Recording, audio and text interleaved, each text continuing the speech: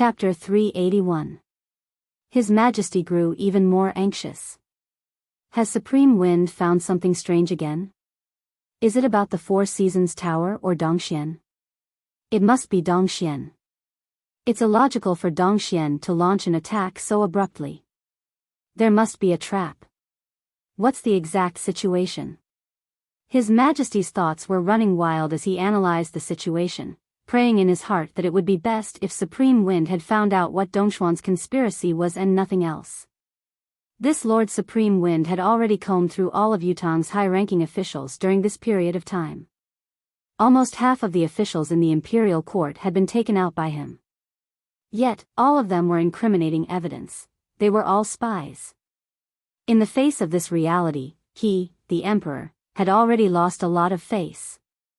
He had been an emperor for so many years, but half of his subordinates were actually spies. He had been kept in the dark all this while. How could he endure this? It really isn't related to Dongxian. It's not about the other officials either. Old Marshal Qiu frowned, his expression strange. Oh. His Majesty was relieved. Then what did he look for you for? Another move against the Four Seasons Tower? Not really. He told me something, but I'm hesitating if I should tell His Majesty now. Old Marshal Qiu was still thinking, contemplating and calculating what kind of shock and chaos it would cause once the news was revealed. Even the factions of the princes and even the entire palace would be in a state of panic. That kind of consequence could only be described as difficult to clean up. His Majesty clearly did not realize what he was about to hear. He only sat down in a very relaxed manner and said, "You should just say it. No wonder you sent Leng Daoyin away. It's related to the 9 Supremes. It's indeed not appropriate to let Marshal Leng know about this. I'll find a chance to speak up for you later." I guess this old man is going crazy from anger now. Qiu Jianhan chuckled dryly and said, "What does this have to do with me? Supreme Wind only told me that he had gotten Supreme Waters will not long ago. Supreme Waters will mention something unexpected." Something unexpected. His Majesty raised his head, cracked his neck, and said carelessly, "What is it?" This emperor is suddenly very interested. Hurry up and say it. What are you keeping me in suspense for? If you continue to keep me in suspense, be careful that when Marshal Leng scolds you in the future, this emperor will help Marshal Leng. However, His Majesty's tone was full of ridicule. He did not care too much about the so-called unexpected thing. Qiu Jianhan said, "The will clearly states that Supreme Water of the 9 Supremes is actually a woman." Huh? His Majesty's neck that was shaking stopped as he looked at Qiu Jianhan. Obviously, this news was too unexpected. One of the 9 Supremes whose name shook the world, Supreme Water, was actually a female. It was a shocking secret that no one had discovered for so many years. This was a shocking secret. In spite of this, it was still a personal matter of the 9 Supremes. Whether it was Qiu Jianhan, the royal family, or Yutang, it did not have much to do with them. His Majesty maintained the shock on his face, but his heart was no longer affected. The mind of an emperor had long sharpened his heart to the point that it was harder than metal and stone. He would not be swayed. Once Qiu Jianhan started talking, it was hard to stop. He decided to spill the beans. Since he had already said so much, there was nothing else that he could not say. Not only is Lady Supreme Water a woman, she's already married. Old Marshal Qiu said quickly, "She even has a son." His Majesty was still unperturbed. He did not know what old Marshal Qiu was referring to. Could it be that he was asking for a title and reward for her son? This was not a difficult problem to solve. Qiu Jianhan threw out the main point quickly and said, "Supreme Water's husband is Supreme Earth." After saying this, he felt his entire body lighten up. He had finally said the most crucial thing. What does it matter who the man is? Supreme Earth and Supreme Water are both part of the 9 Supremes. Their marriage is logical and appropriate, a perfect match. It's perfectly normal for a man and a woman to get married. If you had said that the Supremes are married first and then said that Supreme Water is actually a woman, I might. As His Majesty spoke, his teasing tone stopped abruptly. No, it should be more accurate to say that he froze. There was a cracking sound. His neck, which was initially raised in a relaxed manner, turned abruptly to look at Qiu Jianhan, his eyes like a hawk's. However, it was obvious that his neck could not withstand such an intense movement as it let out a loud sound that sounded like his spine had snapped. Then, His Majesty froze abruptly. Supreme Water's husband was Supreme Earth. Supreme Water had a son. His Majesty froze for a good while before he suddenly let out an earth-shattering roar. What? Say it again. His roar could be heard by half of the palace. Everyone who heard it shuddered at that moment. Outside, Leng Daoyin, who was waiting for Qiu Jianhan to come out and settle the score with him, was shocked by the earth-shattering roar that came from the hall as well. F***ck me. It was actually so serious. His Majesty could actually be so shocked. This matter was no small matter, it was frightening and terrifying. Furthermore, this place had become a place of trouble, he couldn't stay any longer. Now that His Majesty was enraged, it's reasonable for old Tortoise Qiu to be unlucky, but I'm just an innocent bystander. A gentleman doesn't stand under a collapsing wall. It's better for this old man to leave first. With a shudder, Leng Daoyin turned and strode out without looking back. Marshal Leng, don't you want to wait? No, no. This old man suddenly remembered that I have some matters to attend to at home. I'll leave first. I suddenly have a stomachache. I'm not feeling well, maybe. Leng Daoyin disappeared in a flash. Wait? Wait to be implicated in the disaster? Even if I don't, I'm not willing to be scolded right in the face. This old man is someone who cares about his reputation, someone who doesn't care about vulgar interests. It's better for old Qiu to shoulder this alone. Good luck, old Qiu. Leng Daoyin disappeared with a swoosh. His speed was so fast that it made the palace guards gasp in awe. He was indeed the marshal. His skills, his speed, his agility, they were truly inferior to him. Otherwise, how could he be Yutong's only second marshal, the second of the capital's top 3 rogues? How impressive. It was just that he looked a little ragged. It had to be an illusion, it had to be an illusion, it had to be an illusion. In the hall. His Majesty the Emperor was no longer mischievous, he had even lost his usual composure and wisdom. His eyes were bloodshot as he stared at the old marshal, his pupils dilating. His entire face was flushed red like blood, only his lips were pale. His body, which had regained its stability after being cured of the poison, was trembling even though he was still sitting upright. He was like a fallen leaf drifting in the wind. His Majesty's gaze on the old marshal was focused and filled with urgency, clearly wanting a definite answer.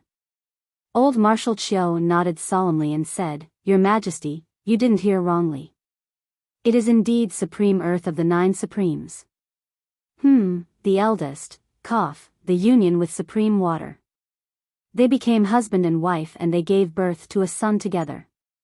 Now, this little boy is already 2.5 years old. Supreme Earth.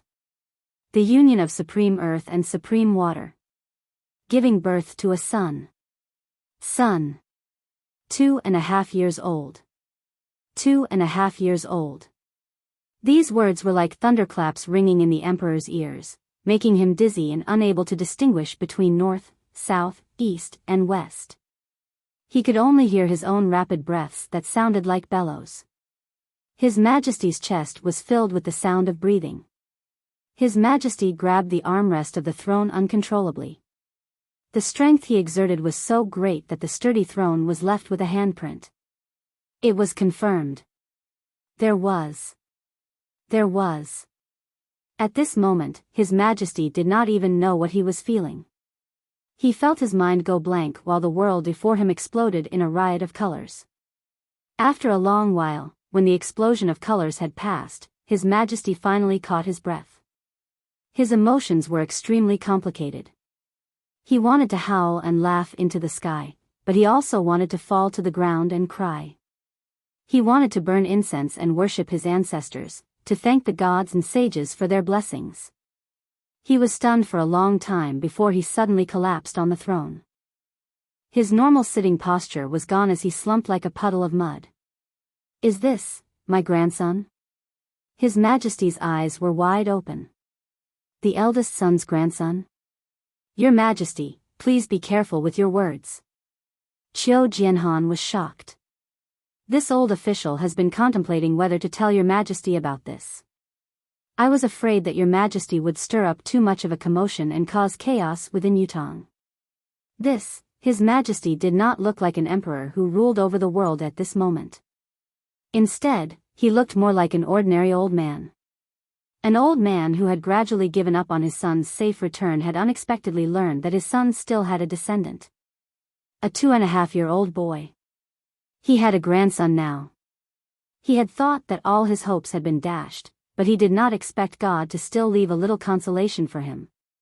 "God has been kind to me. God has been kind to the Yu royalty." His Majesty sat there quietly, his face covered with tears. "Where is the child now?" His Majesty, who had been like a puppet, suddenly sprung up in a frenzy and grabbed Qiu Jianhan's robe. "I don't know." Old Marshal Qiu was shocked. "You don't know? You say you don't know?" These 3 words ignited His Majesty's rage. The rage rose so abruptly that it could almost burn the entire palace. "You came to tell me this news, but when you're here, you're telling me that you don't know where the child is now?" His Majesty let out a choked roar, tears spilling from his eyes as the palace shook. "Qiu Jianhan. You are committing the crime of deceiving the emperor." Chapter 382. Old Marshal Qiu broke out in cold sweat. "I really don't know. Supreme Wind didn't tell me the child's exact whereabouts. He's worried about the child's safety. Actually, his concern, how could His Majesty listen to an explanation now?" Like an enraged lion, he roared, "Preposterous. Ridiculous. What safety? What concern? What don't you know? This is the crime of deceiving the emperor. You should be exterminated and your entire clan confiscated. Qiu Jianhan. Hurry up and hand the person over to me. Otherwise, we will not only punish you for your crimes. I'll also exterminate your entire family. Do you think I dare or not?" His Majesty had already gone mad. He was completely unreasonable. Looking at the emperor who was leaping 80 feet into the air and spitting spittle like a storm in front of him, Qiu Jianhan felt helpless and helpless. His heart was numb as well. "I knew I would be scolded like this." His Majesty's reaction was more serious than he had imagined, much more so. It was obvious how much of an impact this matter had on him. "I'm here to tell you that you have a grandson, that your grandson is still alive, but you actually want to punish me for deceiving the emperor. You actually want to exterminate my entire family. I was wondering if you dare or not. Why don't you say you should or shouldn't?" Not only was the old marshal fuming, he was also aggrieved, very aggrieved. In spite of this, His Majesty was obviously agitated by the news. He was hopping mad and hysterical. Only God knew how much His Majesty had hoped for this news to come true. He had always thought that it was his own wishful thinking, a tiny hope in his heart. He had even thought that it would never happen. His son had put all his energy into the 9 Supremes. How could he have the chance to start a family, get married, and have children? If he had a choice, how could he have given up his position as the eldest prince and crown prince? You can't have your cake and eat it too. There must be a choice. Choosing one would mean losing the other. He had not expected that his eldest son, who had become Supreme Earth, would marry Supreme Water, who was a woman, and have a son. The hope that he had given up on had actually come true. His eldest son. His Majesty felt like his blood was boiling. Exploding. Boiling. My son. His Majesty let out a cry of joy and sorrow. He felt that he owed a lot to his eldest son. Every night, he would still think of him in his dreams. He still shed tears for him. But in the end, he still left behind a trace of his bloodline. It gave him a chance to make up for it. His Majesty's emotions were so complicated that he was almost heartbroken. Your Majesty. The old marshal was a little worried and comforted him. Please don't be impatient about this matter. We can't rush it. Since Supreme Wind has chosen to speak about this, he won't keep it back. He'll be exposed sooner or later. Why rush it? Besides, this isn't the right time. His Majesty was still unusually irritated. He walked back and forth without a care for his manners, like a lion trapped in an iron cage. Of course I understand your reasoning, but I really can't wait a moment longer. I want to see that child now. For His Majesty, this was an unbearable torture. He knew the news, but he couldn't see the person in person. That feeling was really like a kitten scratching at his heart. It was literally hundreds of claws scratching at his heart. Old bastard. Are you purposely tormenting me today? His Majesty glared at Qiu Jianhan in exasperation. Not only can I not see him, I don't even know where exactly he is. I don't even know when he'll be sent over to meet me. Are you going to let me wait like this? Do you think I'll be in a good mood? Qiu Jianhan sighed inwardly. How could he not know that this fellow was about to lose his temper and vent his anger on him? Your Majesty, even if you're the emperor and dictate everything, you should still be reasonable. I've thought of waiting for the person to come before telling you. The old marshal felt wronged and said, but this old official knows that your Majesty has been waiting for so long. Now that there's finally news, it would be terrible if it were to be kept a little longer. However, your current state not only disregards this old official's good intentions, it's also detrimental to the dragon's health. I hope that your Majesty can calm down and take your time to think about it. His Majesty said angrily, what a loyal and great official. It's your sincerity to tell me when you have news. However, you're telling me like this. How am I going to endure the coming days and nights of torment? Calm down and take my time to think about it. You're King lying. How can I calm down at a time like this? His Majesty had cursed. Damn. Qiu Jianhan felt dizzy. No matter what he did, it was wrong. Not only was he unreasonable, he had even cursed. It was wrong to give the emperor a heads up first, it was a crime of deceiving the emperor. Concealing the news and bringing the child to the emperor directly when he came was even more of a crime of deceiving the emperor. You should have laughed at me if you'd known this earlier. He didn't even use a groundless accusation. This was the true meaning of, if you want to incriminate someone, you can always find a pretext. If you really want me to calm down, bring the person to me quickly. This is the right thing to do. His Majesty growled again, but it was a low growl that was only aimed at the old marshal. It was obvious that His Majesty had gradually regained his clarity and knew that some words and matters could only be communicated between the emperor and his official. If a third person were to know about it, it would definitely cause a lot of unnecessary trouble. This old official is really helpless against your Majesty's request.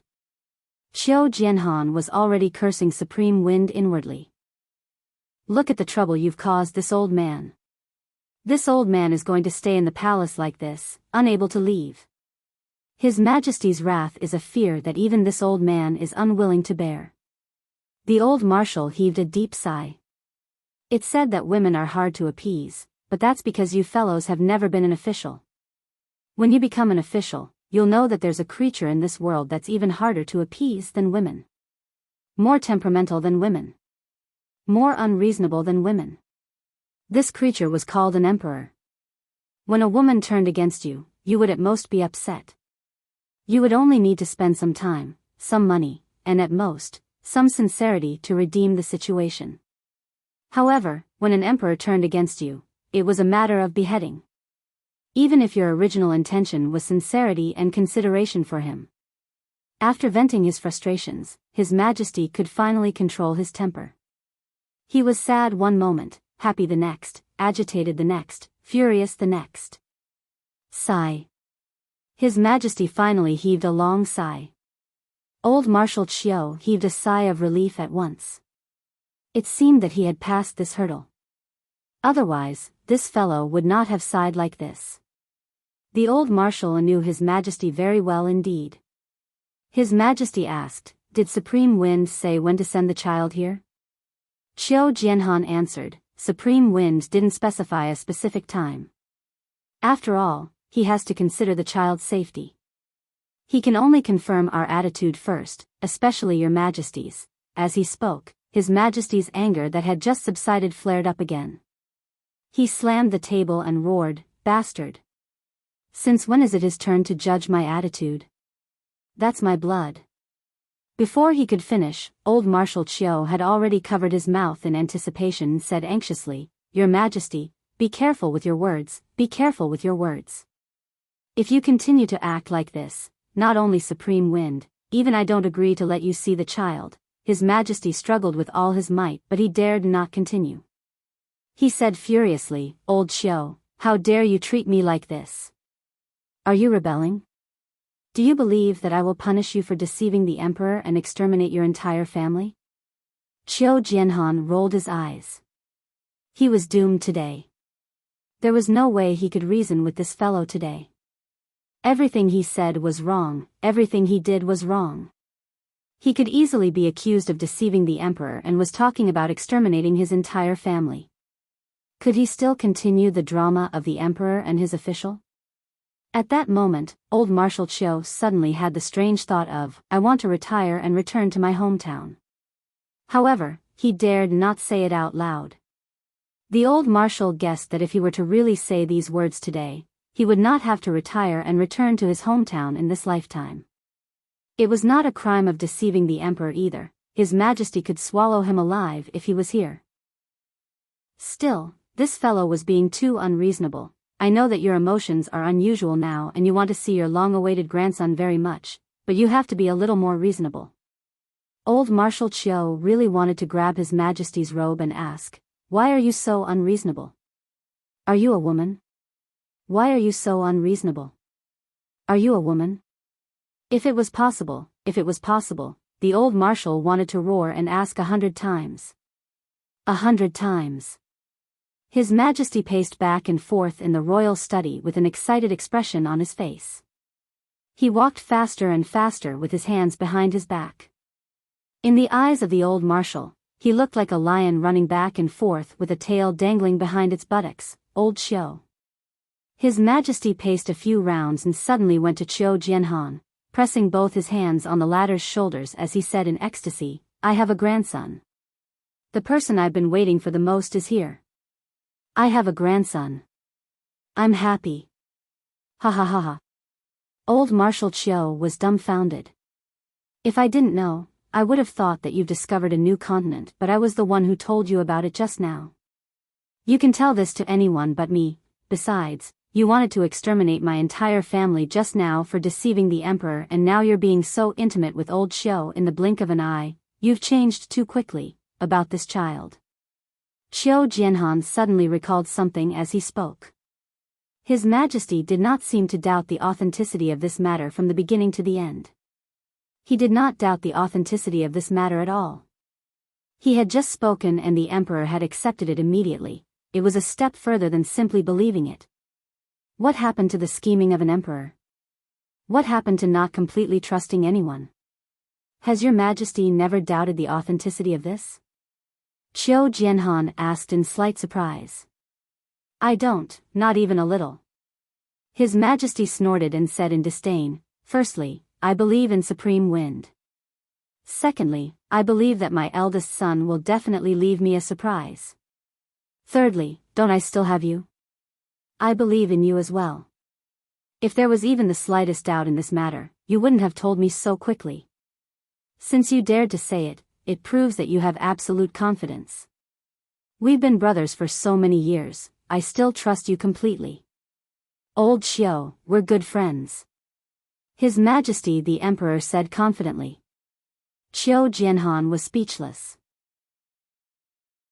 Chapter 383. His Majesty chuckled. "Therefore, I don't doubt the veracity of this matter at all. There's no doubt about it, no doubt about it.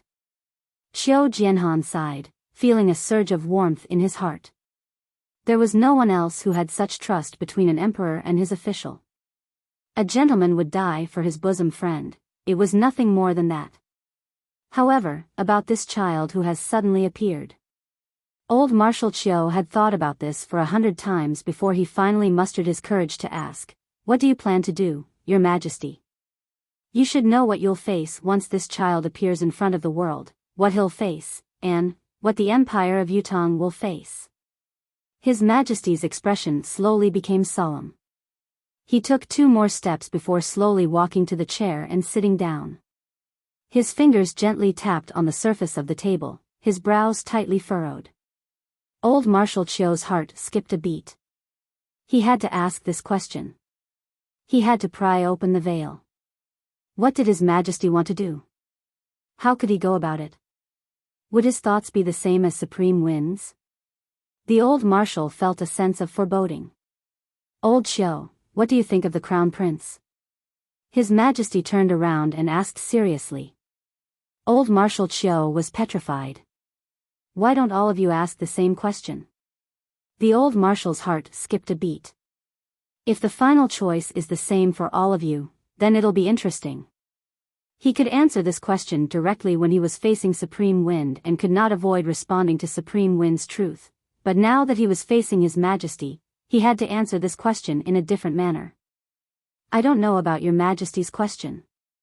Old Marshal Qiu tossed the question back carefully, trying to control the expression on his face. "Why don't you tell me about the other princes other than the Crown Prince first? Are there any who are more promising?" His Majesty asked. Old Marshal Qiu's facial muscles twitched. He felt as if time and space had gone haywire. Supreme Wind had returned to sitting in front of him to ask questions. Perhaps, he had returned to the moment when he had asked Supreme Wind the question. His Majesty obviously did not need his reply like Supreme Wind. He stood up with his arms behind his back and said in a low voice, "I know it's not convenient for you to reply. How could I not know that among all my princes, there's no one who can support Yutong? If I can only choose between them, I can say right now that Yutong will fall apart in an extremely short amount of time after my 100 years. Maybe this speed will be even faster, maybe a year and a half, or maybe 3 to 5 months. Among these sons of mine, it would be difficult to pick out a king who could preserve the legacy. As for those who are truly talented and overbearing, those who can conquer the world, they might have to reincarnate 3 to 5 more times before they have the chance to do it. However, the current world is not something that can be defended by a single emperor. In the Tianxian continent now, the heroes of the various empires are like packs of wolves. In such a specific environment, only by continuously attacking and annexing other countries can Yutong be at peace and secure for a long time. His Majesty's expression was solemn, his gaze deep. "I can guarantee that in my lifetime, the emperor and his officials will get along well with each other. The generals and soldiers will serve with their lives, and Yutong will be safe and secure. I can also guarantee that under the premise of defending against the attacks from all sides, I can build a team that can conquer the world and be successful in conquering the world. However, I have a clearer understanding that before this team can be fully formed, I will most probably be gone."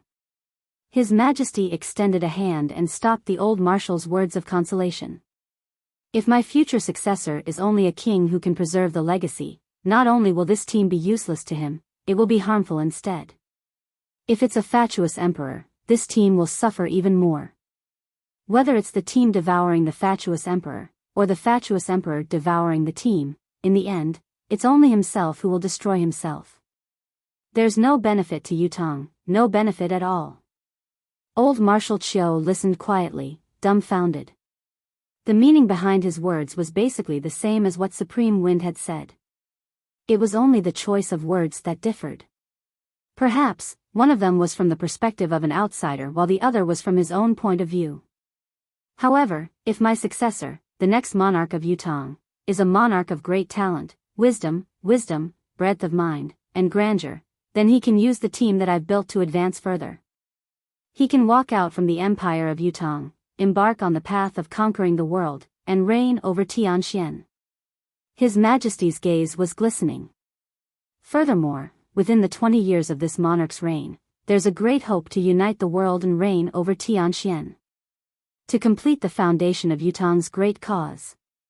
That's the greatest wish of the empire of Yutang's royal family, a wish that hasn't been fulfilled until now. But this wish of mine is something that these sons of mine who are standing here right now will never be able to achieve. If they were to inherit the throne, not only would this wish come to naught, even the Yu bloodline would be severed, let alone the empire's ambition. His Majesty looked straight at Qiu Jianhan. However, old Marshal Qiu dared not meet His Majesty's gaze, only turning his head away. My eldest prince is such a monarch. I was once the most ideal successor. There was pain in His Majesty's voice. It's a pity that the world is unpredictable. Fate makes fools of us. He paused for a moment, raising his head and closing his eyes. After a long, long time, he opened his eyes slowly. I feel a great deal of guilt towards my eldest son. I owe him. Qiu Jianhan felt his scalp tingle. It seemed that the choice was the same. The decision was the same. Since I owe my son, of course, I'll find a way to make it up to him. Everything that should belong to him, I'll pass it to his son, the only one who's qualified to inherit everything. His Majesty's voice was heavy, but his tone was resolute and unquestionable. For a moment, Qiu Jianhan felt his thoughts explode, floating in the starry sky. Vaguely, he could hear his own voice saying weakly, "But this child is only 2.5 years old." His Majesty's voice was like a heavy hammer that seemed to come from the farthest place, but each word was clear. This age is good. This period of time can be used to compensate the eldest prince for what he has done. Secondly, it can be considered as my last effort for Yutang and the Yu bloodline. Although I don't have the time to groom a second successor, it won't be a problem to hold on for another 20 years. As long as he can grow into the successor that I hope for in these 20 years, everything will be worth it. That child's existence is a gift from heaven to me, to the Yu royalty, to Yutang and the world. It's another future, a bright future with no limit. God bless Yutang, God bless the Yu clan, God bless me, allowing me to have the chance to make up for my biggest regret. Qiu Jianhan realized that he had nothing to say now. The emperor of an empire had always been a loner. He was the only one who could make decisions.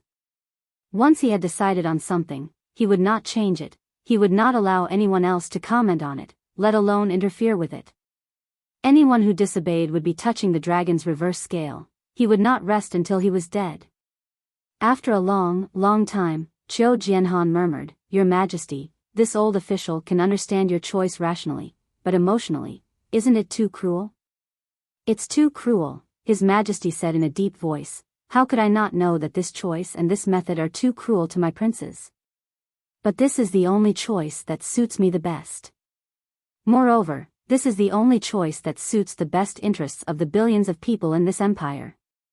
Most importantly, this is the only choice that Empire of Yutang has hope, the hope that it won't perish."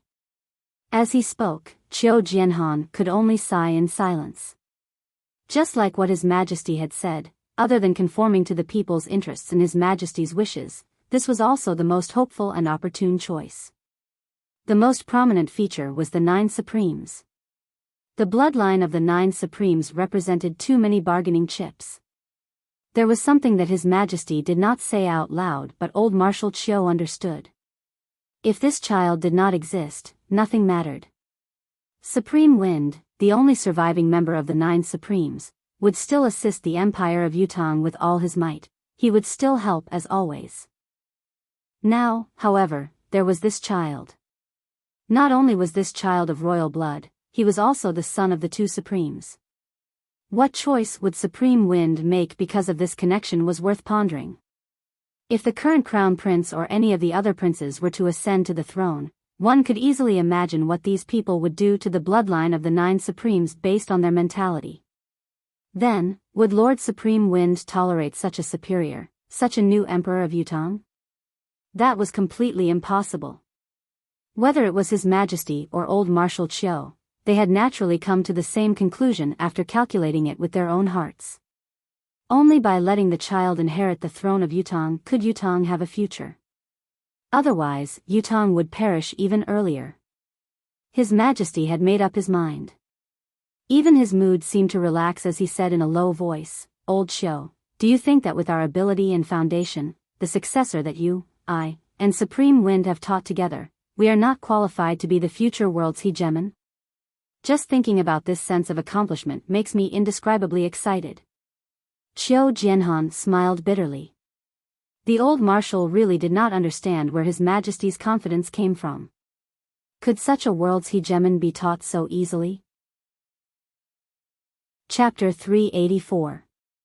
Looking at the princes in front of him now, including the crown prince and the heir to the throne, none of them were outstanding. The crown prince was the heir that Upeza had appointed. He must have at least been taught well. However, anyone with a discerning eye could tell that he was a good-for-nothing. Otherwise, why would he be so frustrated right now? Why would he be so frustrated because there was no one who could carry the nation's weapon? Don't worry, Old Xiu.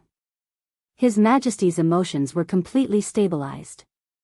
I only have this plan. I won't act rashly for now. At least, I won't make any drastic changes in the short term. Even if I've made up my mind and the plan is feasible, I'll still need to observe for a while more. This period of time will be at least a few years. Whether or not the child can bear the heavy responsibility, I can tell when he's 6 or 7 years old. If it's impossible, I won't be stubborn. His Majesty joked, I'm not a fatuous ruler who knows nothing. Old Marshal Qiu nodded.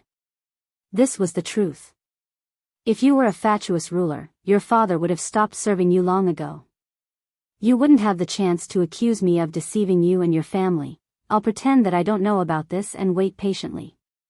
His Majesty said softly, I'll wait patiently for the day my grandson comes to me. I must take a good look at how handsome my grandson is. Is he the same as his father? Smart, handsome, obedient, filial, wise, strong, wise, decisive, bold, and fearless? His Majesty's gaze was filled with bitterness and tenderness. He slowly turned around and looked at the portrait of the great prince behind him. He mumbled, Child, father. I miss you so much that I can't sleep. If your heroic spirit is not in darkness, why don't you come to father's dream to meet me? The eldest prince in the portrait was all smiles as he looked at his father from afar, full of kindness. Old Marshal Qiu felt a sudden pang in his heart, as if he could feel His Majesty's state of mind. At this moment, the old marshal made a vow. If the eldest prince's son could be nurtured, he would entrust the rest of his old life to him. He wanted to see if he could really groom a hero who could dominate the profound sky continent. When Yin Yang returned to the tower to Heaven Inn, he bumped into Lei Dongtian, who was clamoring to leave. Lei Dongtian had already recovered 30% of his ability. Bai Yixue, the only one who could stop him, did not have a good impression of Lei Dongtian and did not want to stop him at all. As for the others, they were powerless to stop him. After all, 30% of Lei Dongtian's ability was at the 3rd or 4th heaven of the heaven realm. Even a 10th perfection cultivator would not be his match. Fortunately, Yin Yang had returned amidst the chaos. Brother, you are back at the right time. Lei Dongtian was overjoyed. I have had enough of this. It is too uncomfortable to hide like a turtle every day. I plan to return to the family and gather my forces to annihilate the Four Seasons Tower to vent my anger. Yin Yang was stunned. Brother Lei, it's not that I don't want you to leave now. It's just that it's too dangerous for you to leave now. It's impossible for the Four Seasons Tower to give up on you. If you go out now, it's like a lamb walking into a tiger's mouth. It's half fate and half luck that this young brother could save you previously. It's hard to replicate. If there's another mistake, it'll be too late for regrets. Yin Yang's words were sincere. Although he was not courteous, what he said was the truth. Lei Dongtian understood, but he still said confidently, Don't worry, Brother Yun. With my disguise, it won't be easy for them to follow me. Besides, I have recovered part of my ability. As long as I don't meet the Four Seasons Tower's leader, Mr. Nian, the rest are mediocre. What's there to be afraid of? Yin Yang was speechless. He thought to himself, Big brother, where do you get such confidence from? The rest are mediocre and not to be afraid? Previously, you were beaten half to death by them, and even the only expert bodyguard was beaten to death. Yet you're still so confident, looking at people through the crack of the door. The education you've received since you were young, your arrogant personality is too strong. People don't turn back after hitting a wall, but not only do you not turn back, you continue to hit it. You've already hit your head until it's bleeding, yet you still don't stop. Do you want to die? Do you want to die? Do you want to die? Let's wait a little longer. Yin Yang said, I believe that Brother Lei's cultivation method will recover to more than 60% in another 2 days. It won't be too late for Brother Lei to leave then. We can then be more at ease. Lei Dongtian sighed heavily. Although he was still reluctant, he could only accept it with his head hung low. After all, he knew that Yun Yang's intention was completely good and kind. Right, when Brother Lei returns this time, other than asking for help, this young brother still has something that needs Brother Lei's help. Yin Yang hesitated, looking embarrassed. What is it? Lei Dongtian found his sense of existence again. He patted his chest and said, Brother, just say it. As long as it's something that I can do, I won't hesitate. Yin Yang scratched his head and said, This is really a little hard to talk about. Lei Dongtian said impatiently, What's so hard to talk about? With the friendship between us brothers who have gone through life and death, anything you want is just a matter of a word. If I help you, I'll be helping myself. Just say it. Lei Dongtian's words were spoken from the bottom of his heart. He had already locked on Yin Yang as one of the cauldrons of the 7 emotions praxis. There must be true feelings between them. The most ideal situation would be for Lei Dongtian to show Yun Yang more kindness so that Yun Yang would naturally rely on Lei Dongtian and trust him wholeheartedly. However, the situation now was the opposite. It was Lei Dongtian who was greatly indebted to Yun Yang. If Lei Dongtian did not change his original intention and rashly activated the cultivation method to plot against Yun Yang, he would suffer the backlash of the cultivation method instead. After all, the 7 emotions praxis was a mystical cultivation method that relied on emotions. The biggest taboo was the betrayal of true feelings. Therefore, Lei Dongtian could not wait to help Yun Yang and gain as many benefits as he could. The more the better. It would be best to let this fellow shed tears of gratitude and bow down to repay Yun Yang's kindness. Yun Yang hesitated for a long time and said, Brother Lei, this young brother doesn't want to. Lei Dongtian rolled his eyes and said, Can you be faster? Do you have to be so wishy-washy? We're all brothers. There's nothing you can't tell your big brother. Resources. Agitated, Yun Yang blurted out, Brother Lei, since the battle that day, this young brother has truly realized that the little strength I have is too weak. It's like an ant trying to shake a tree, insignificant. However, it is extremely difficult to improve one's ability quickly. Only a reclusive young brother like Brother Lei might have another way. Yin Yang's gaze was clear as he said respectfully, This young brother knows that this is overstepping my authority, but my own ability is too weak. That's why I'm shamelessly asking for Brother Lei's help. I don't need anything too good. Anything that Brother Lei doesn't need but is more or less useful for cultivation, just give some to this young brother. I hope Brother Lei won't blame this young brother for being so rude. Lei Dongtian laughed heartily, I was wondering what it was. Don't worry, leave everything you ask for to me. He pondered for a moment and said, Those that I've given you previously are equivalent to 10 sets of cultivation resources in our family. When I come back this time, I'll bring you 100 sets of cultivation resources. How about that? Yin Yang was shocked, Too much. Too much. How can I use so much? How would this young brother dare to have such extravagant hopes? Too much. 200 sets then. Lei Dongtian waved his hand nonchalantly. It's a deal then. The corners of Yun Yang's lips twitched subconsciously. What kind of existence was this fellow's lay family? Look at how generous this fellow is. Also, this fellow's brain seems to be exceptionally strange. He said 100 sets and I said it was too much, then he turned around and gave me 200 sets. What is he thinking? As the brains of the 9 Supremes, I can't even figure out how the Supreme Thinker came to be.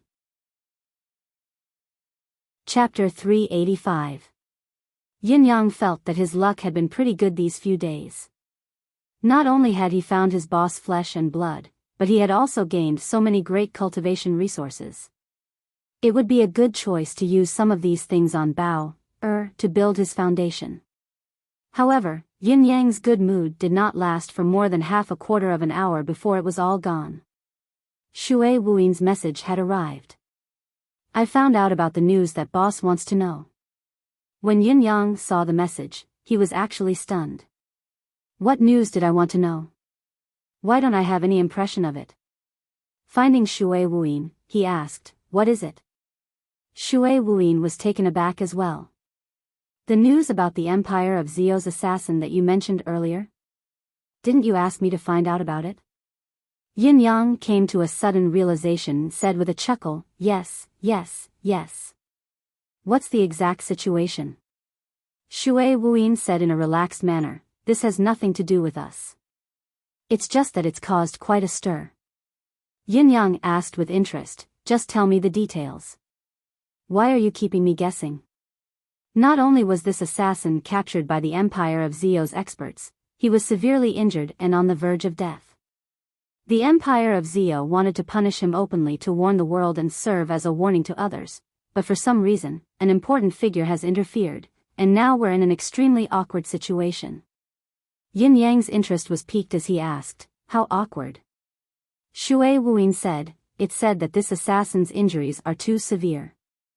Even with the help of treasured resources, he can only barely hang on to his life, maintaining a single breath of air.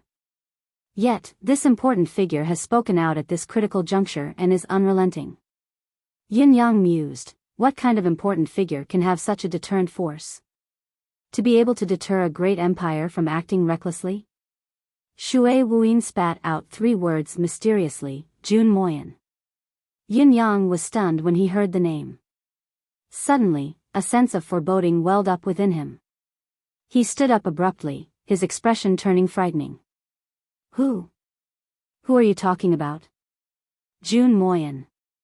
The unrivaled swordsman in the world.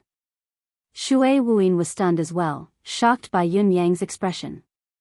Boss, what's wrong? Why is your face so ugly all of a sudden?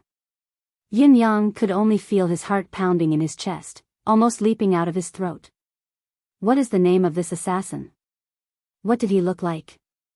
Why did Jun Moyan interfere? Do you have any specific information? I really don't know any more specific information. The Empire of Zio has sealed off all information related to this person. It's already a great deal of effort on our side to be able to obtain this information. More information will require more effort. Boss, you didn't ask me to pay too much attention to this matter previously, so the effort I've put in is naturally weaker. Shui Wuyin frowned. He could sense that something was wrong. Yin Yang's expression and reaction were too unusual. In Shui Wuyin's knowledge, Yin Yang had sufficient composure and shrewdness. He had always been the kind of person who would remain calm even if a mountain collapsed in front of him. When had he ever been in such a state of panic? But now, not only did his expression change, even his eyes were filled with unprecedented panic, as if something extremely terrifying and unexpected had happened. Could this assassin be related to Lord Supreme Cloud? Or perhaps, he was related to the 9 Supremes Lords. I don't know about other things, but you should know the assassin's approximate age, right? Yin Yang asked anxiously. I really don't know about this. It's my oversight. Yin Yang closed his eyes.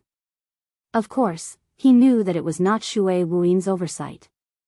It was his previous order that had caused Shui Wuyin to be careless and caused the relevant information to go out of control.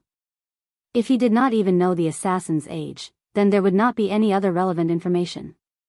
In spite of this, the ominous feeling that lingered in Yun Yang's heart grew stronger and more tangible.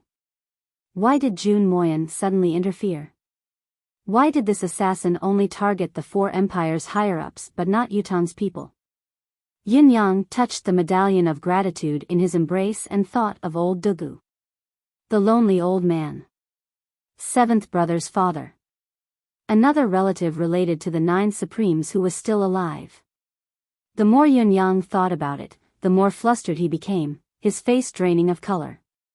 He had been trying to find out about this old man, but he had never heard anything. Never would he have thought that the slightest bit of information that might be related to him would turn out to be a nightmare. The assassin was severely injured and on the brink of death, hanging on to his last breath with the help of the heaven and earth's precious resources. He could pass away at any time. If the assassin was old Dugu, if the old man were to perish, would it not mean that another relative had passed away in front of his eyes? Yin Yang was unwilling to accept such an outcome. He was even more unwilling to experience such a parting again. He stood up abruptly and said, "Wu Yin, you will take over everything here in Tiantang City. Help me stabilize it no matter what. I have urgent matters to attend to, I have to go out immediately." Shui Wuyin's premonition had become reality, scaring himself to death at once. "Sir. Don't act recklessly." Shui Wuyin's expression changed. The Empire of Zio is thousands of miles away, it's an unfamiliar place with countless experts and it's the capital of an enemy nation. Not only will it be difficult for you to accomplish anything by going there alone, you'll also be in grave danger. Yun Yang waved his hand coldly, his face ashen. "I've made up my mind. Say no more." Before his words echoed in the air, Yun Yang had already turned to leave. "Brother Lei, something unexpected has happened. I can only apologize to Brother Lei first." Yin Yang came to Lei Dongtian's room with quick steps. If he were to leave and Lei Dongtian were to stay here, it would be terrible if something unexpected happened. Whether it was being killed or having some of his secrets discovered, Yun Yang was unwilling to do so. It was better to get rid of this fellow as soon as possible. "What is it?" Lei Dongtian was shocked. Judging others with his own eyes, he instinctively thought that Yun Yang was going to hand him over to the Four Seasons Tower. His eyes could not help showing unprecedented panic and fear. "I have urgent matters to attend to personally. I have to leave Tiantang City immediately. It's destined that I won't be able to send you off when you leave," Yun Yang said apologetically. "Oh, is that so?" "It's nothing at all." Lei Dongtian was relieved at once. "Just do what you need to do. We are brothers, we have plenty of time. Thank you for your understanding, Brother Lei. It's an emergency."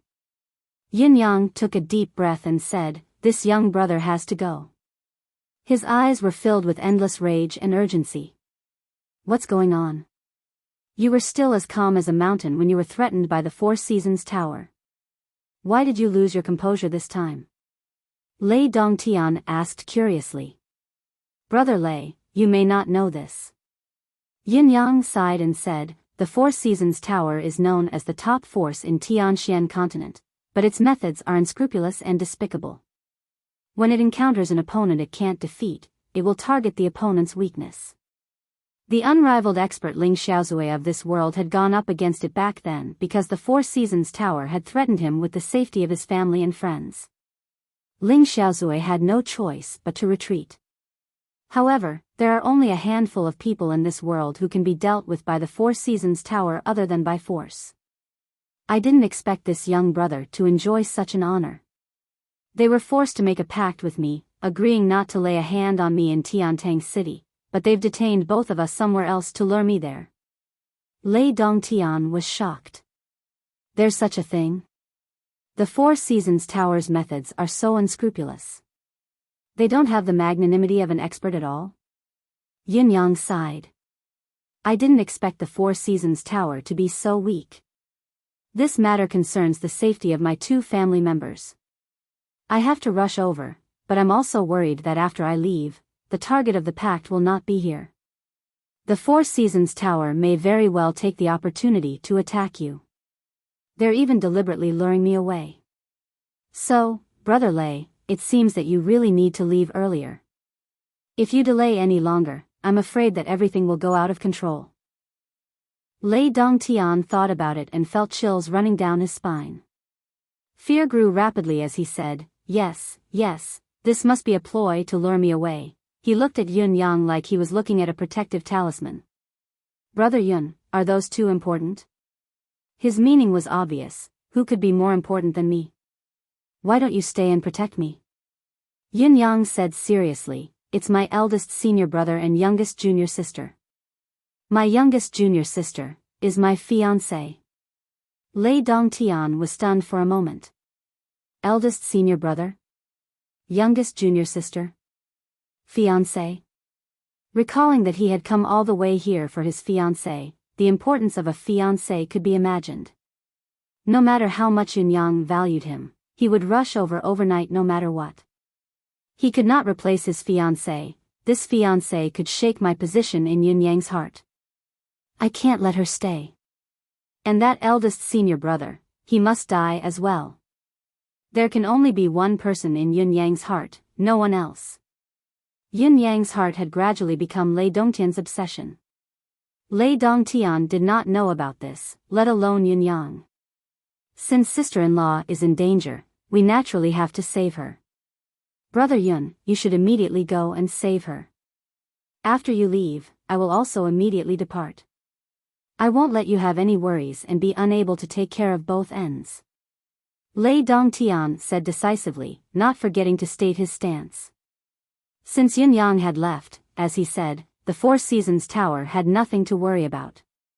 It was already extremely dangerous for him to be here, of course, he had to leave immediately. That would be best. Yun Yang said, my guard is a first-class disguise expert, old Bai. Bai Yishue stood up, young master, I am here. You are responsible for helping young Master Lei in his disguise. It must be perfect, including his skin color, neck, arms, wrists, hair, gaze, eyebrows, and so on. Even the distance between his eyes must be different from before. It must be flawless, without leaving a single flaw. Can you do it? Bai Yishue promised with a serious face, don't worry, young master.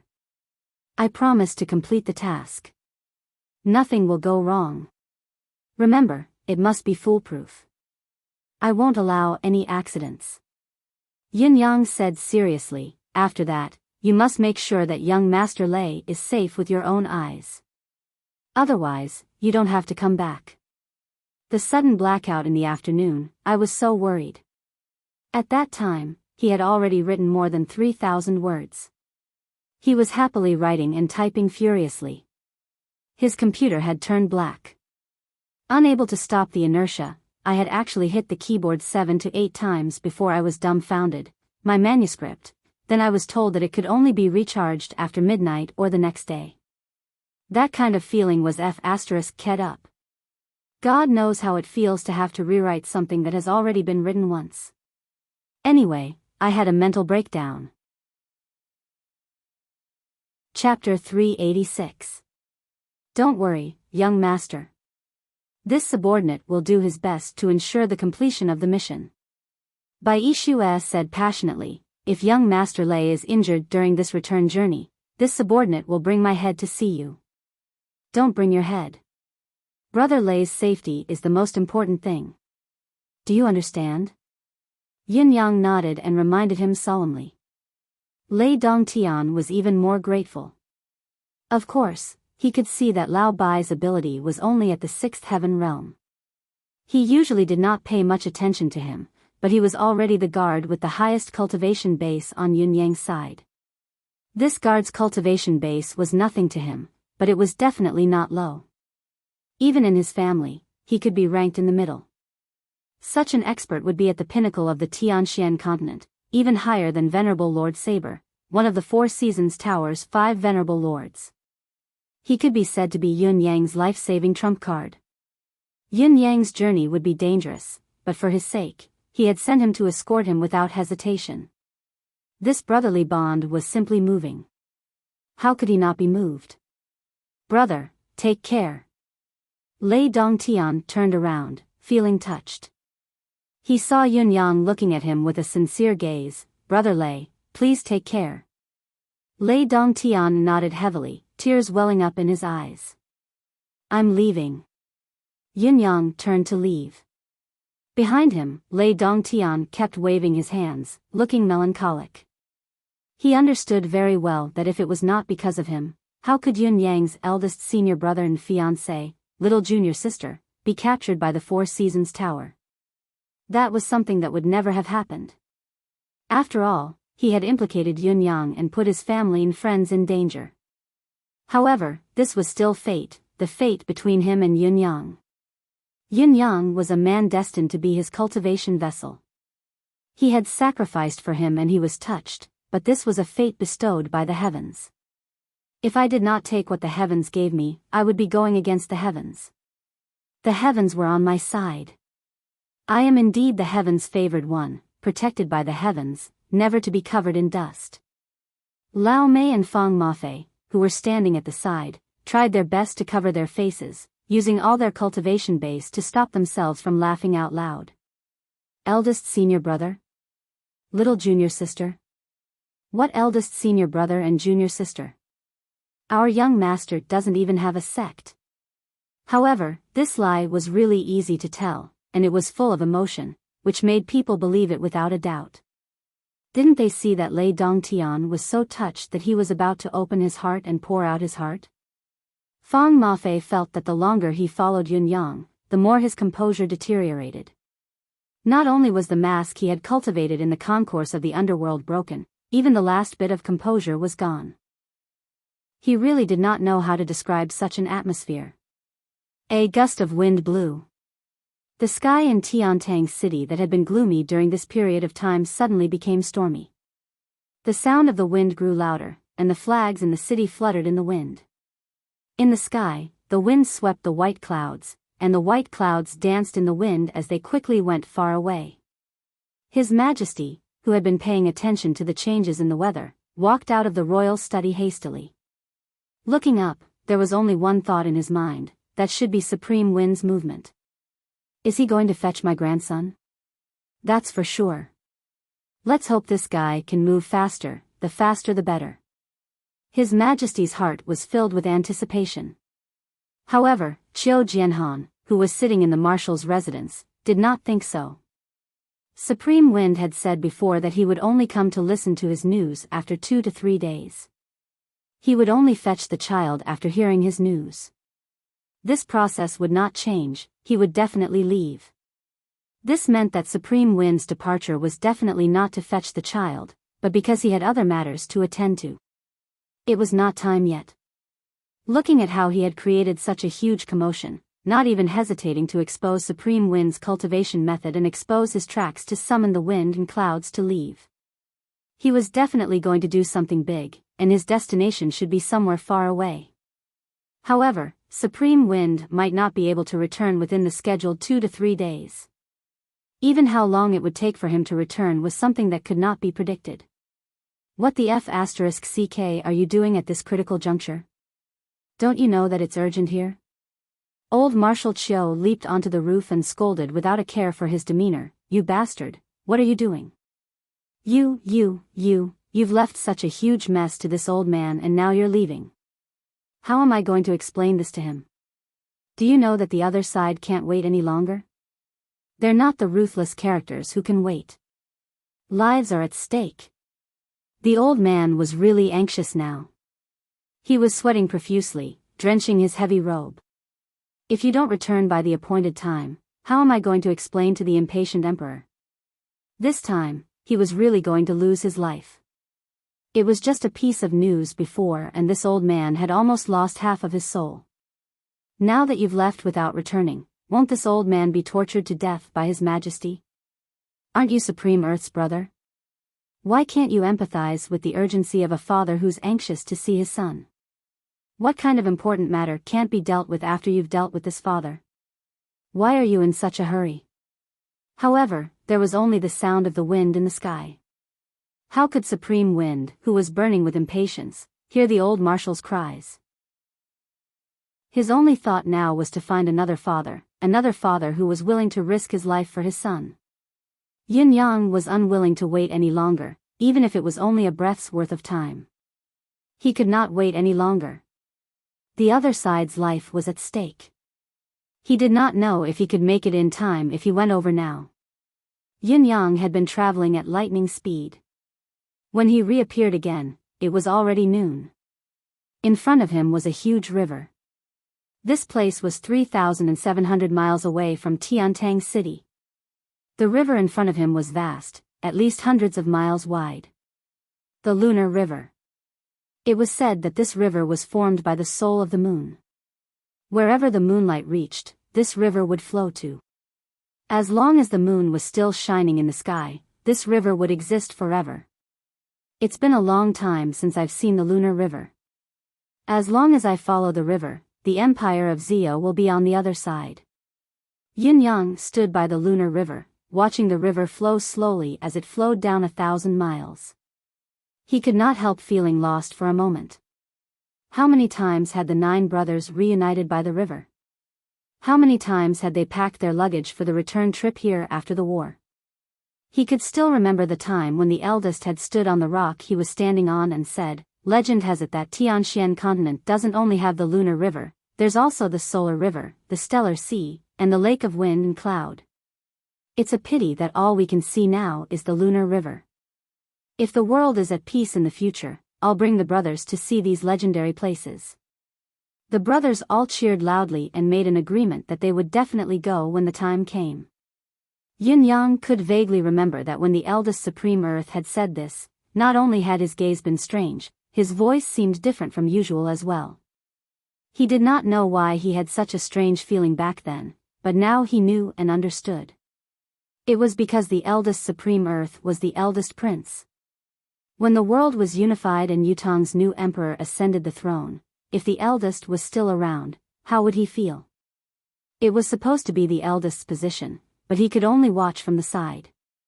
Therefore, he thought that instead of watching from the side and feeling uncomfortable, it would be better to bring the brothers to travel when the world was at peace, to leave this sad place where he had given everything away.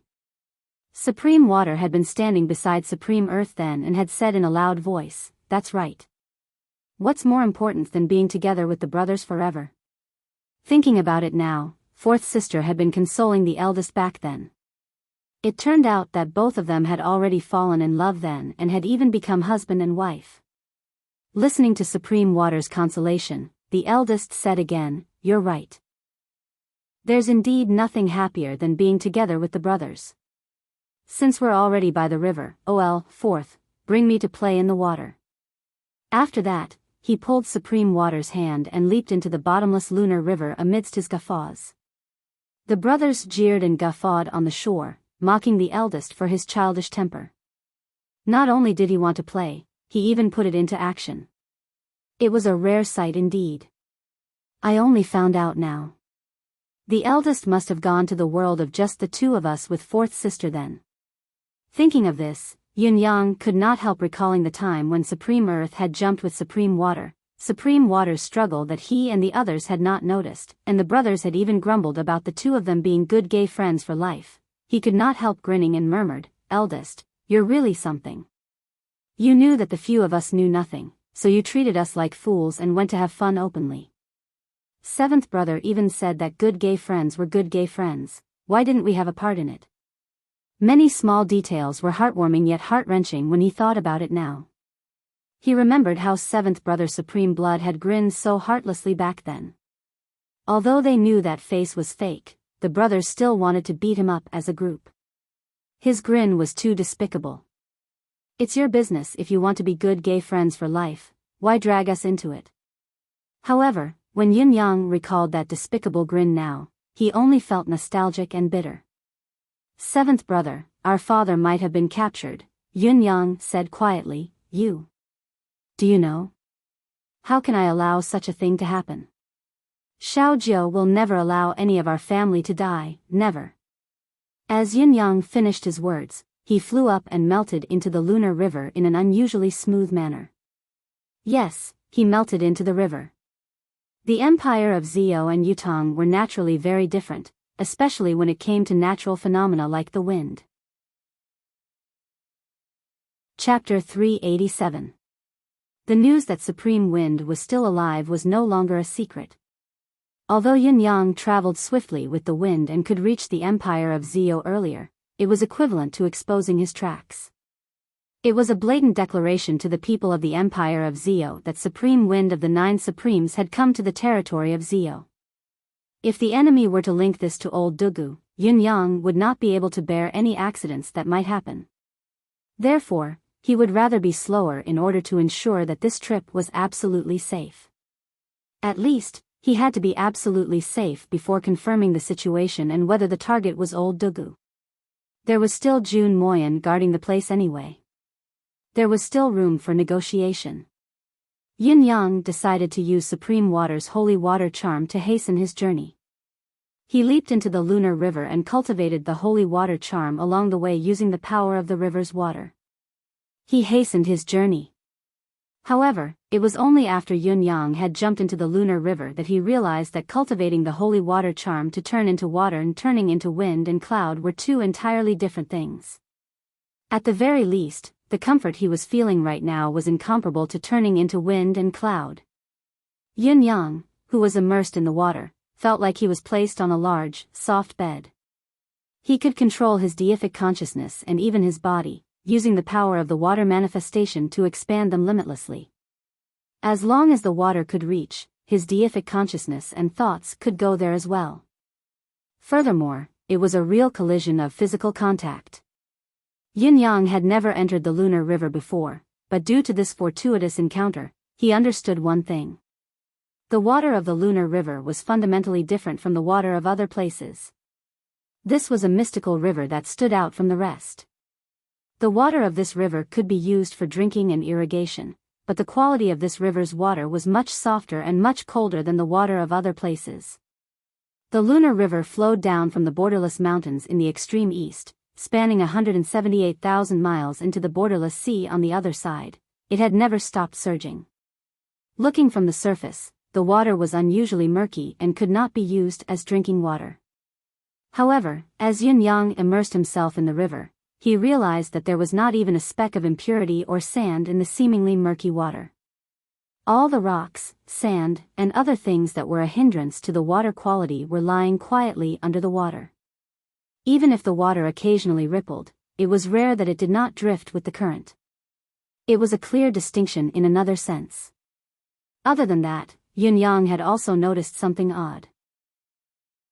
The entire lunar river stretched for 170,000 miles, but there was not a single stalk of seaweed in the water by the shore. This was yet another anomaly, one that went against the laws of nature. At the very least, Yin Yang could not understand how such a phenomenon could happen. As they traveled along the waterway, the scene of Yin Yang dancing with the fishes in the river did not happen as he had expected. It was not that the Kirin fish was magical, but that there were very few fishes in the lunar river. They were so few that they were almost negligible. Perhaps, this was the main reason why no one had ever been able to fish in the lunar river. In spite of this, the reason Yin Yang used the adjective almost negligible to describe the number of fish in the lunar river was because the lunar river was not actually devoid of fish. At the very least, Yin Yang had seen a fish now. It was a large fish that was as long as a human, glowing in a golden sheen. It swished its tail slowly in the water, looking extremely dazzling. Yin Yang was initially puzzled as to why no one had seen such an eye-catching fish before. When Yin Yang sent his deific consciousness away from the surface of the water and looked down at the river from above, he realized that he could not pinpoint the actual location of the giant fish even when he focused his deific consciousness. It turned out that the color of the fish was exactly the same as the color of the river when he looked down from above. It was almost impossible to detect its presence from above the water. This fish is not small. I wonder if it tastes good. Yin Yang thought to himself. After all, this fish belonged to the mutated species and was probably very rare. However, less than half a quarter of an hour later, Yin Yang realized that his perception was wrong. There was a large fish that had slid past him just now. It was a really big fish, its nostrils alone were already bigger than his head. Yin Yang was shocked. What kind of fish was this? How could it be so powerful? However, what was even more amazing was to come. The new big fish walked forward in an elegant manner. As it walked, it constantly swallowed the river water.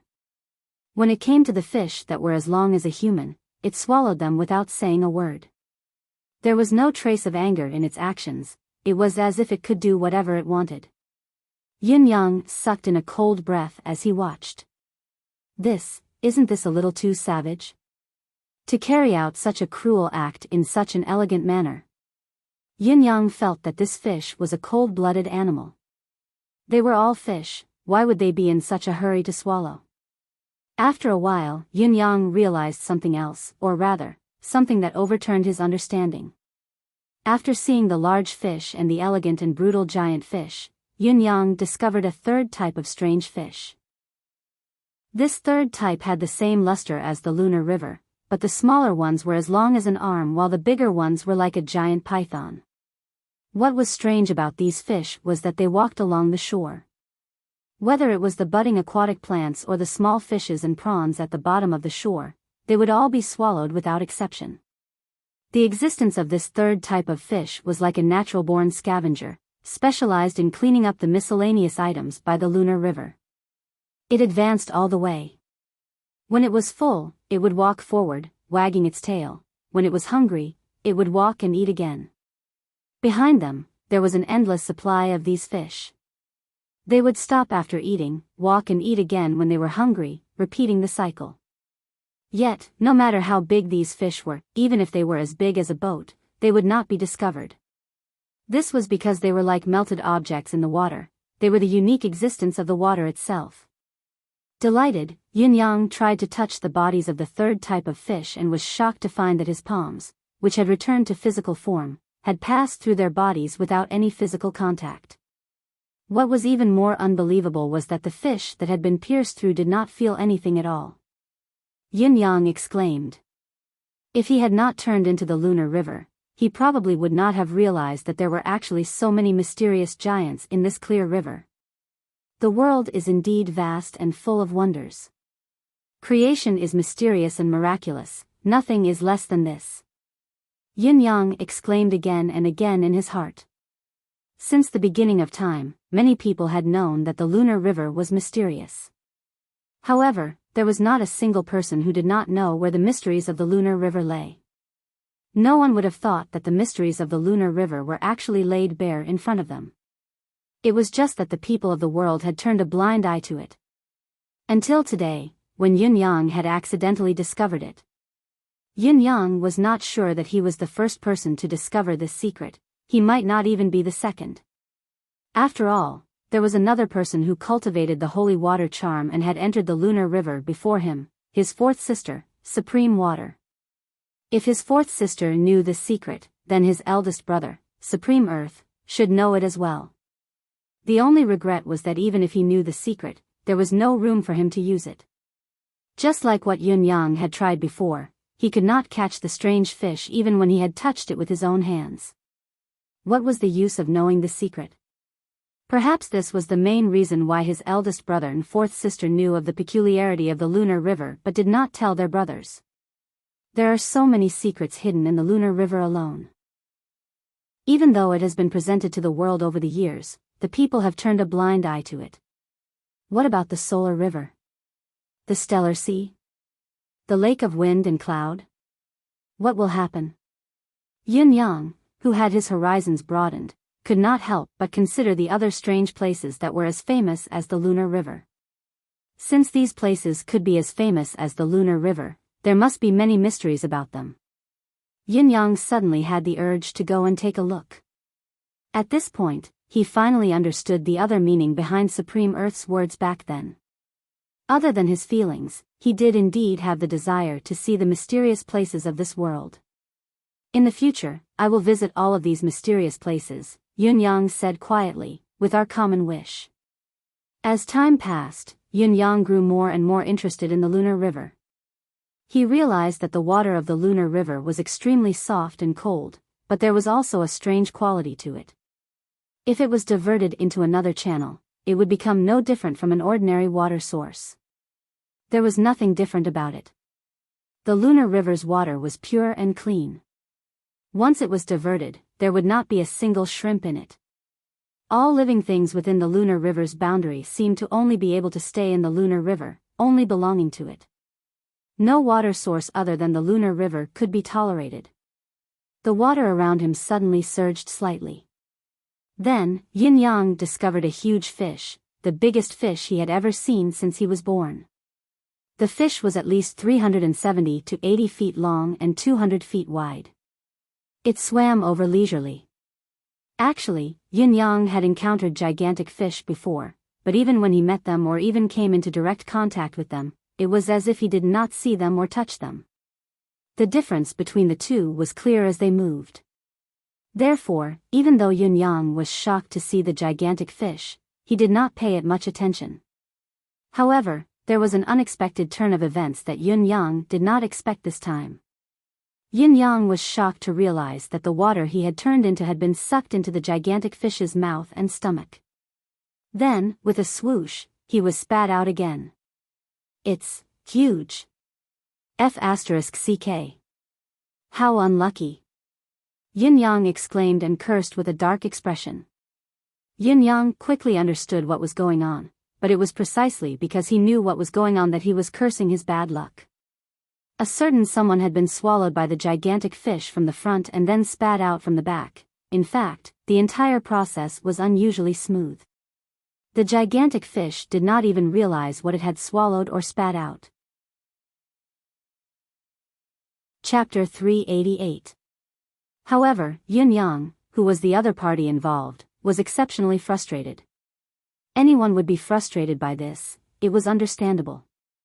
However, no matter how frustrated he was, there was nothing he could do about the fish. After all, Yin Yang had tried repeatedly, but no matter what method he used, he could not really touch the fish. Otherwise, he would have done something else long ago.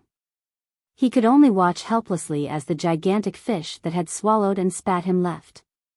It was at this moment that something happened again.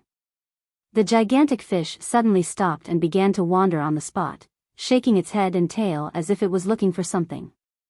His two large eyes were as big as a house, and they were wide open, looking around for something. There was no other reason other than the fact that it seemed to have eaten something amazing just now. Although it had only passed through his stomach once, it had already caused him to suddenly feel refreshed and comfortable.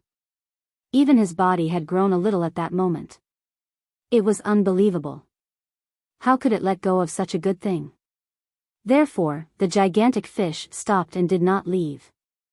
Finding something good, searching for something good, occupying something good, everything was logical and logical.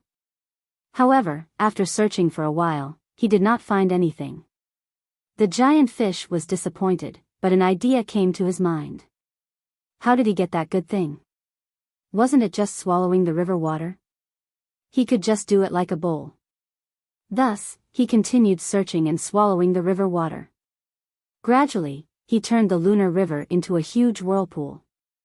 However, the surface of the water was as smooth as a mirror. Of course, Yin Yang would not make the same mistake again. He followed right under the big fellow's fins. No matter how it searched or swallowed, as long as it could not swallow its own fins, he would not be able to enter its stomach. Yin Yang was puzzled as well. This fellow obviously did not notice him just now. After cultivating the holy water charm, I have become a water manifestation, tangible but formless. Even I can't find myself. How did this fellow notice it? Yin Yang had obviously neglected one thing, a very important thing. The treasured resources that Yun Zuyu had fed him had long turned Yin Yang into a human-shaped treasure, like a spiritual medicine. Even when his physical body turned into water, the medicinal effect would not vanish. It would still be excreted through his sweat pores. It was a process of metabolism. And just now, that supergiant fish had taken advantage of that bit of light and tasted the sweetness. That was why it enjoyed the taste so much that it forgot to go home. With the current situation, I'm afraid it'll be difficult for me to escape. Since I can't escape, then I might as well seize this opportunity to study this fish. Yin-yang channeled the holy water charms subtly to ensure that he remained in the state of flowing water. He swam back and forth on the fish's body, studying it in detail. Although this fish caused a huge commotion, I didn't sense any danger from it. Its lethality is flashy but impractical, not worth mentioning. I wonder if this fish tastes good. It's a pity that the fish in this river can be seen but not touched, let alone caught. What a pity. Yin-yang suddenly had a thought. Right, since this fish is so huge, could it have an inner core? With this thought, Yin-yang had the urge to enter the creature's stomach again to take a look. Do whatever you want. This time, Yin-yang dove into the creature's mouth on his own accord. The creature was sucking in with its mouth wide open, hoping to swallow something good again. However, before the new round of sucking could begin, it suddenly felt a stream of water gushing into its mouth and into its stomach.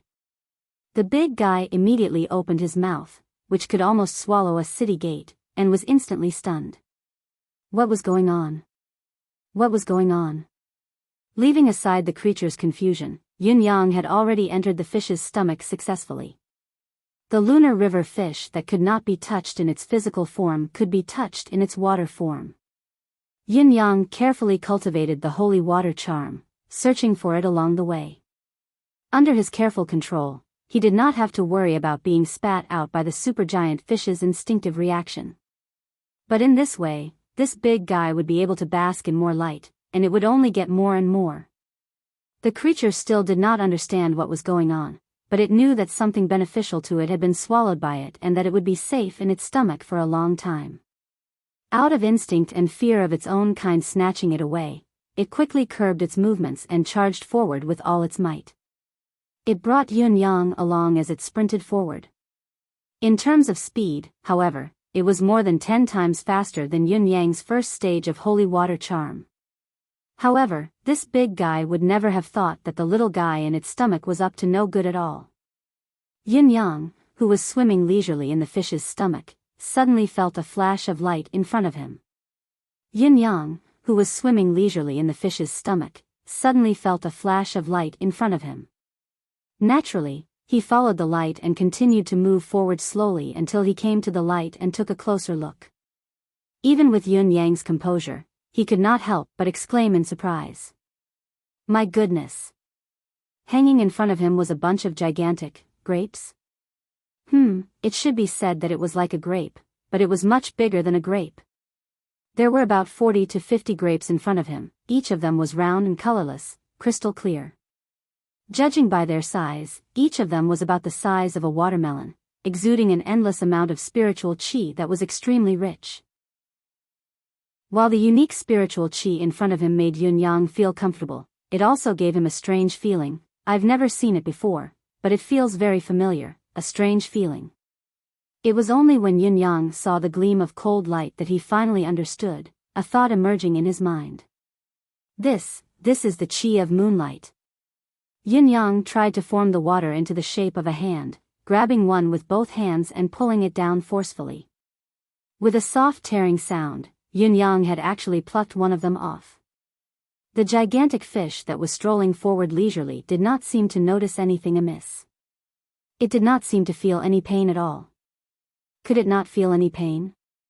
Yin-yang, who had already split a part of his deific consciousness to observe the gigantic fish, was stunned. He was even prepared for the fish to react violently and turn the world upside down, but the fish did not react at all and was still doing what it was supposed to do. Was this not strange?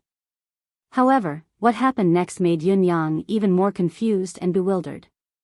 This was because Yin-yang had seen with his own eyes that the watermelon grape beads that he had been holding in his hands, materialized from his water manifestation, had shattered without a sound. Then, the aura had dissipated, never to be seen again. Yin-yang's hands were empty. Then, a new watermelon grape grew in the spot where he had plucked one of the grapes off the bunch. Yin-yang was speechless. It couldn't be that strange, could it? I've just entered the lunar river and it's already giving me such a huge surprise. Yin Yang tried more than a dozen times, but it was all in vain, a waste of effort. There was a rich spiritual energy right in front of him, but he could not absorb it. It was easy to pluck the watermelon grapes, but they would go back on their own. Yin Yang's repeated attempts were futile, driving him mad. The current situation was like looking at a treasure mountain that was 3 feet in front of him. As long as he could pluck a piece of it, he would not have to worry about food or clothing for the rest of his life. However, when he finally managed to pluck a piece off, it would go back on itself before he could take it away. The moment of possession was not equivalent to possessing it. He had actually experienced the truth of this saying. How King frustrating. The current situation made Yin Yang feel conflicted. He could clearly feel that this was a strange power, and it definitely had a great use. However, the problem now was that he could not take it away no matter how hard he tried. He could see it, he could even touch it, but he just could not get it in his hands. This was not just a dilemma, it was a frustration. Yin Yang had never seen such a strange fish before, much less such a strange water. There was also such a mystical and mysterious energy. There were many mysterious energies in the legends of the world, each with unique powers. However, the one that Yin Yang had encountered today was not even mentioned in the legends. It was enough to show how mystical it was. The Lunar River, one of the 4 mysterious waters of the Tianxian continent, had finally unveiled a mysterious veil in front of Yin Yang today. However, he did not know if this veil was the innermost layer, the middle layer, or perhaps it was just the outermost layer of the veil. Yin Yang's attempts were futile. Finally, he felt that he was at his wit's end, but he was indignant. The treasure mountain was right in front of him, but he had to return empty-handed? However, just as his thoughts wavered, he was spat out once more. What bad luck! Yin Yang sighed. The first time he was spat out, it was sudden and he could not do anything about it. This time, he had brought it upon himself.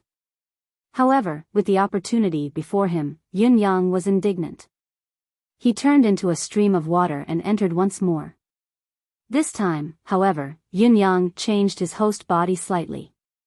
Once he entered, he changed his cultivation method immediately, turning from a stream of water to a drop of blood. This was also the magical effect of the holy water charm. As long as the cultivator's cultivation was successful and his skill was sufficient, he could transform any liquid substance in this world. Of course, Yin Yang's current skill was still shallow. He could only transform something like blood, mercury, gold liquid, molten lava, and so on. He was still far from being able to do so. However, once he turned into a drop of blood, he could stay in the giant fish's stomach for a long time. After all, to the giant fish, Yin Yang was already a part of its body and could not be separated easily. Since there was no longer the threat of being spat out, Yin Yang continued to get the bunch of grapes. Chapter 389.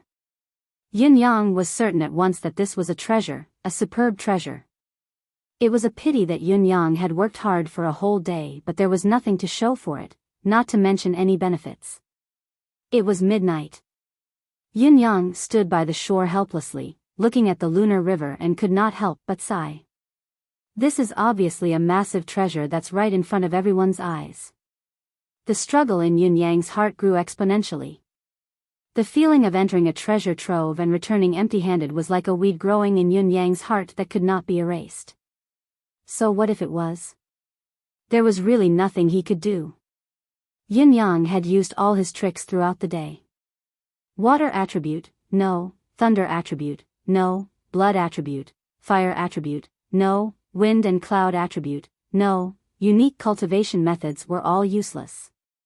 Yin Yang had even tried to use the purest mystical qi to fuse with the grape's mystical qi, but it still did not work. Yin Yang had tried using brute force to grind it, even biting it with his mouth, using his sword, saber, and even storing it in his spatial ring, but it was all futile.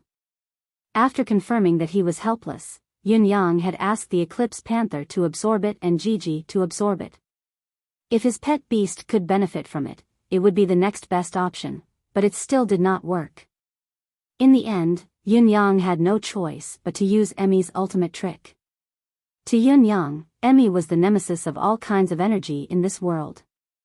Everything in the past had proven this point. Although it was a bit of a waste for Emmy to absorb it, it was still better for one of them to gain something than to miss it.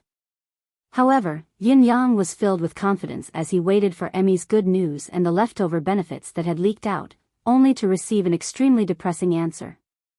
This is a power that doesn't belong to this world. The fishes in front of me aren't of this world either. They can't be absorbed or targeted. Yun Yang was dumbfounded by Emmy's answer. Doesn't belong to this world? This answer explained why Emmy could not absorb it. However, how was this an answer? Doesn't belong to this world, but why am I seeing it here? Is this not this world?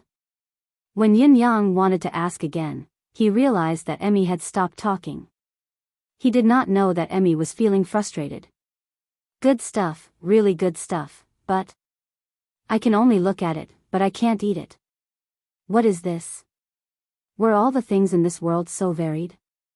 Could it be a fake? After a whole day of trying, Yun Yang finally decided to give up. If he didn't give up, what else could he do? He had important matters to attend to, and he shouldn't stay here for even a day. Moreover, he had already used all the methods he could, and there was nothing he could do. Even so, Yun Yang's heart was still broken and defeated.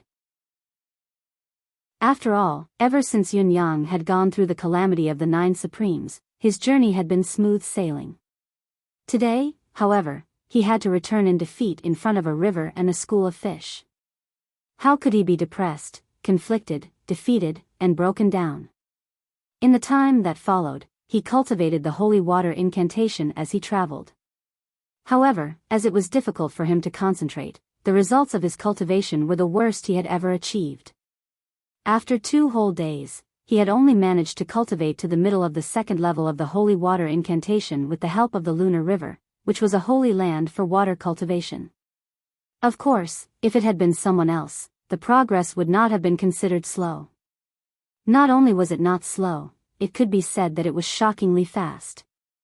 However, compared to Yun Yang, who had so many mystical aids, it was very slow.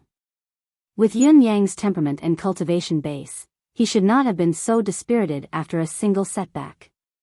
It was because he had encountered many of those huge fishes during the next 2 days of travel. One of them was even bigger than the previous one, by a few times. If the previous one was already a super giant fish, then this one was at least a super giant fish.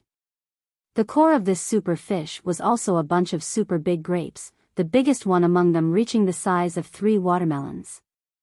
However, Yun Yang felt that his holy water incantation cultivation base had improved again, or perhaps it was because he was unwilling to give up. He tried to dive in and absorb it again, but it was still to no avail. As such, Yun Yang's frustration grew to a whole new level. He even felt that his depression had risen to a level that no one had ever experienced before. From beginning to end, Yun Yang had encountered hundreds of these huge fishes with the energy cores in their stomachs. Yun Yang believed that what he had encountered and seen was far from all of them, it was only what he had seen along the way. This stretch of water was only a little more than 10,000 miles while the entire lunar river was 178,000 miles long. Each time he thought about the fishes he had encountered, as long as he had eaten any one of the grape cores in their bodies, his ability would have improved tremendously and his power would have increased tremendously. If he had eaten the core of the biggest fish, even just one of it would have been enough to make him invincible in the world. He had encountered tens of thousands of treasures in total, but not only could he see them, touch them, and even capture them in his hands. Yet, he could not truly keep them for his own use. If it had been anyone else, they would have been frustrated, dispirited, or even broken down. Yun Yang felt that he could be considered a genius for being able to cultivate to the 2nd stage of holy water charm under such a state of mind. He felt good about himself, so good that he could not be better. He actually wanted to cry out loud, to express the sorrow of entering a treasure trove and returning empty-handed. Even though the great joys and sorrows of life had come so suddenly, so inexplicably. This is still the lunar river that the world knows of.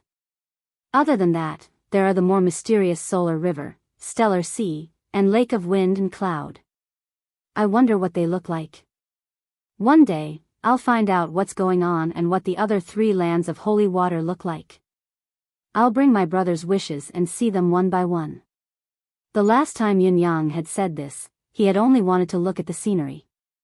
This time, however, Yun Yang had made up his mind. The mystery within, I must be clear, I must find out. What a massive treasure. While Yun Yang's attempts to obtain the energy of the exotic fishes were futile and frustrating, there was also a good thing. Yun Yang was now within the empire of Zio's territory. Indeed, Yun Yang had arrived at Zio's territory within these 2 days. There was a reason why he could arrive at his destination so swiftly.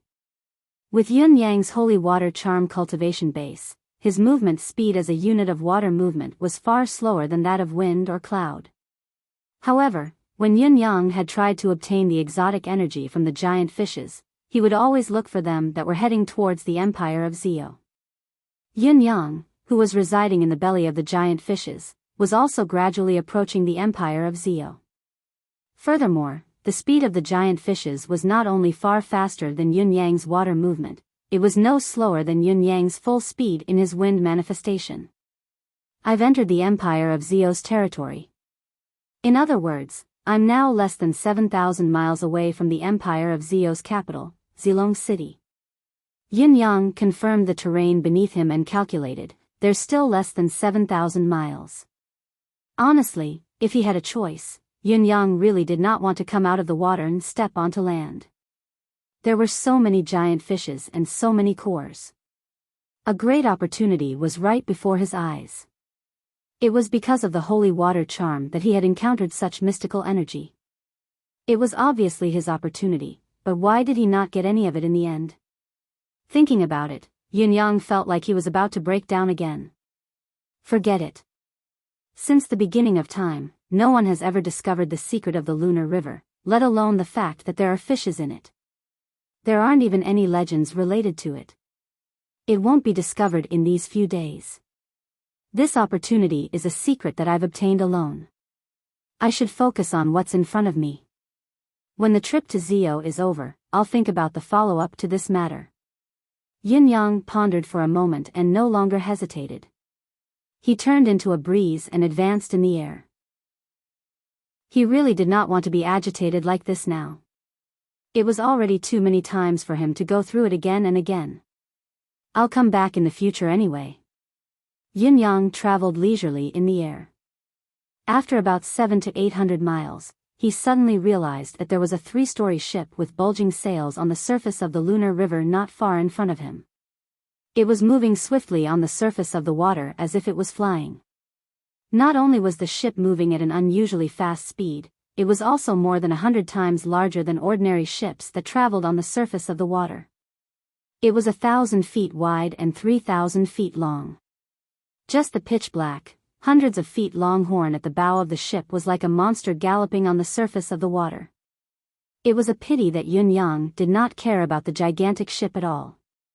Yun Yang had seen too many big fellows in the past 2 days, so he did not feel that the ship was huge at all. Was it huge? It was not even as big as a fish, yet it was called big. More importantly, Yun Yang knew this ship and knew its background and history. Putting a certain someone's new horizons aside, this gigantic 3-story ship was rare even in the entire world. It could even be considered the world's largest ship. The reason for this recognition was that this ship originally belonged to the Empire of Yutong. Back then, Yutong's founding emperor had spent 20 years and the entire nation's resources to build 3 gigantic ships of the same type and model. As for the materials used to build these 3 gigantic ships, even the most inconspicuous piece of wood was the star hemlock, which was said to be indestructible for tens of thousands of years. It could be said that even if such a ship were to be left idle for hundreds or thousands of years, it would still be as bright as new, its splendor undiminished. Chapter 390. As long as the 3-headed dragon was captured and swallowed together with the yin-yang snake core that the late emperor already had, he would immediately be able to create a myth-level expert. He could even give birth to an eternal emperor who would live forever. To Yutong's founding ancestor, the lineup he sent out was enough to shake any powerful mystical beast in this world. Even the legendary three-headed flood dragon, a Tianxian pinnacle mystical beast, could be captured easily. The day he ruled over Tianxian forever was just around the corner. Unfortunately, the reality was that 2 of the 3 ships had sunk less than half a month after setting out to sea. The 3rd ship would have perished if it hadn't been for the fact that it saw the opportunity in time and ran back with all its might. Along the way, it was attacked by powerful sea beasts. Even after the ships docked, the attacks from the sea beasts did not stop. The dock that was docked was destroyed in an instant. It was also that battle that wiped out the empire of Yutong's elite naval forces in one fell swoop, completely crushing the late emperor's ambition. Judging from Yutong's national power back then, the empire of Yutong would have conquered the world a long time ago if it had not been for that voyage. Perhaps it was destined that there would never be an eternal emperor in this world. All in all, that voyage had become the dividing line between the empire of Yutong's prosperity and decline. The ship that had escaped with great difficulty was placed at the Lunar River's dock that flowed through Yutong and had not been used for many years. As the 9 Supremes think tank, Yun Yang, who was in charge of the war and had calculated all of his forces, knew that Yutong had such a ship, but he had never seen it before. He had never thought that he would see this supreme fortress ship that symbolized Yutong's most glorious period on the Lunar River, in the Empire of Zio. Yin Yang's gaze focused on the ship. All he could see were warriors in black helmets and armor, each of them looking valiant. However, each of them had a white band tied around their arms. Many of the generals had white bands tied around their foreheads as well. Yin Yang was puzzled. What was the purpose of this ship? Who had brought it here? He furrowed his brows and waved his hand. Then, a sudden gust of wind blew past. The ship, which was originally traveling at a high speed with the wind and the current, suddenly encountered a headwind. The surface of the Lunar Soul River also became turbulent. Waves of tens of feet high rose one after another, hitting the Supreme ship again and again. Even though the Supreme ship was huge, it still couldn't help but shake in the face of such strong winds and waves. What happened? A general jumped out and asked sternly. However, there was no one who could answer this question. Everyone was shocked by this sudden turn of events, and their eyes were filled with disbelief. Right at this moment, one of the curtains on the 3-story ship was suddenly lifted, and a tall figure walked out with large strides. Yin Yang, who was looking down from the sky, could not help but stare blankly at the silhouette on the other side, almost falling from the sky. What's going on? Why was this person here? The person who came out was tall and walked with a majestic gait. Although he was slightly skinny, he naturally had the air of a great general as he stood there. The newcomer wore a purplish-black armor, a phoenix helmet on his head, and a treasured sword hung from his waist. One of his hands seemed to be placed on the sword's hilt casually, but in fact, he was ready to react in time to any unexpected danger. This person was looking into the distance from the top of the 3-story ship, a lock of hair that spilled out from the helmet fluttering in the wind. It was Shengguan Lingxiu. Yin Yang's eyeballs almost fell out of their sockets. Why was she here? He remembered that when the Four Seasons Tower attacked the residents of Yun, he had caught a glimpse of Shengguan Lingxiu leading troops to help. She seemed to be dressed like this then. However, she did not come to greet him then. Instead, she had left directly after making sure that he was safe. Now that she had suddenly appeared here, Yin Yang was extremely puzzled by the turn of events. According to the time, it should be, after making sure that he was safe, she had gone to the port immediately and left in a hurry. That was how she could possibly appear here now. However, what was Shengguan Lingxiu doing here? This was the Shengguan family of generals' biggest enemy, within the territory of the Empire of Zio. General Wudi's tragedy and vow all those years ago were still ringing in his ears, heart-wrenching. No matter what, the Shengguan family should not have appeared here. Yet, Shengguan Lingxiu had appeared here. Following Yun Yang's inaction, the wind and waves on the river's surface calmed down and the surrounding environment calmed down swiftly. The ship continued to move forward. What happened just now? Shangguan Lingxiu asked calmly. I don't know. The burly general was still watching the surroundings cautiously. There was a sudden, strange wind that caused the river's condition to change, but it's gone now. Shangguan Lingxiu frowned and murmured, strange wind? Could it be? How could it be? It can't be. She looked around but did not notice anything out of the ordinary. With a frown, she returned to the cabin. However, just as she entered her private cabin, she almost cried out in surprise. In front of her, a green silhouette stood quietly, as if he had been there for a long time, waiting for her to return. Lady Shangguan? The green silhouette said faintly, please take a seat.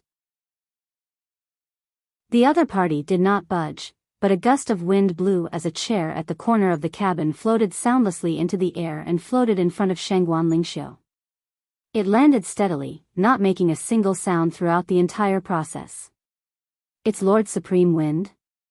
Shangguan Lingxiu said in pleasant surprise. I wonder if Lord Supreme Wind has appeared suddenly. Yin Yang was taken aback. You don't doubt the authenticity of my identity? Shangguan Lingxiu smiled sweetly.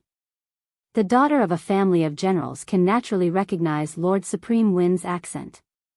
While Yin Yang was relieved, he asked seriously, why is the Shangguan family of generals here? What's the matter? Yin Yang was extremely puzzled about the purpose of Shangguan Lingxiu's visit. That was why he had appeared as Supreme Wind to ask her face to face. Shangguan Lingxiu understood the origin of the strange wind at once. Lord Supreme Wind must have passed by this place coincidentally due to some errands and accidentally saw the ship, recognizing its origins. Hence, he had come down to question it. If it was an enemy, he could just overturn it and feed it to the fishes. If there was any secret operation by Yutang's official military, there was no need to hide it from Supreme Wind. Shangguan Lingxiu understood immediately and said, the incident this time is because of Granduncle Wudi's matter. The Shangguan family is required to come over. This humble girl has come because of this matter. Supreme Wind's voice was much more serious and respectful. It's related to General Shangguan Wudi? Shangguan Lingxiu lowered her head. Yes. Is Lady Lingxiu here to bring the corpses of General Wudi and his wife back to the Shangguan family? Yin Yang sucked in a deep breath. If this was the case, he had to lend a helping hand. No. But it's related to this as well. Shangguan Lingxiu hesitated for a bit before she explained in detail. The reason for this operation is because the old mistress at home hasn't been feeling well in recent years. That's why she asked me to come and bring Granduncle Wudi's memorial tablet back.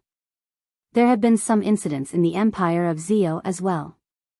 I was thinking that perhaps I could invite Granduncle and the rest back earlier.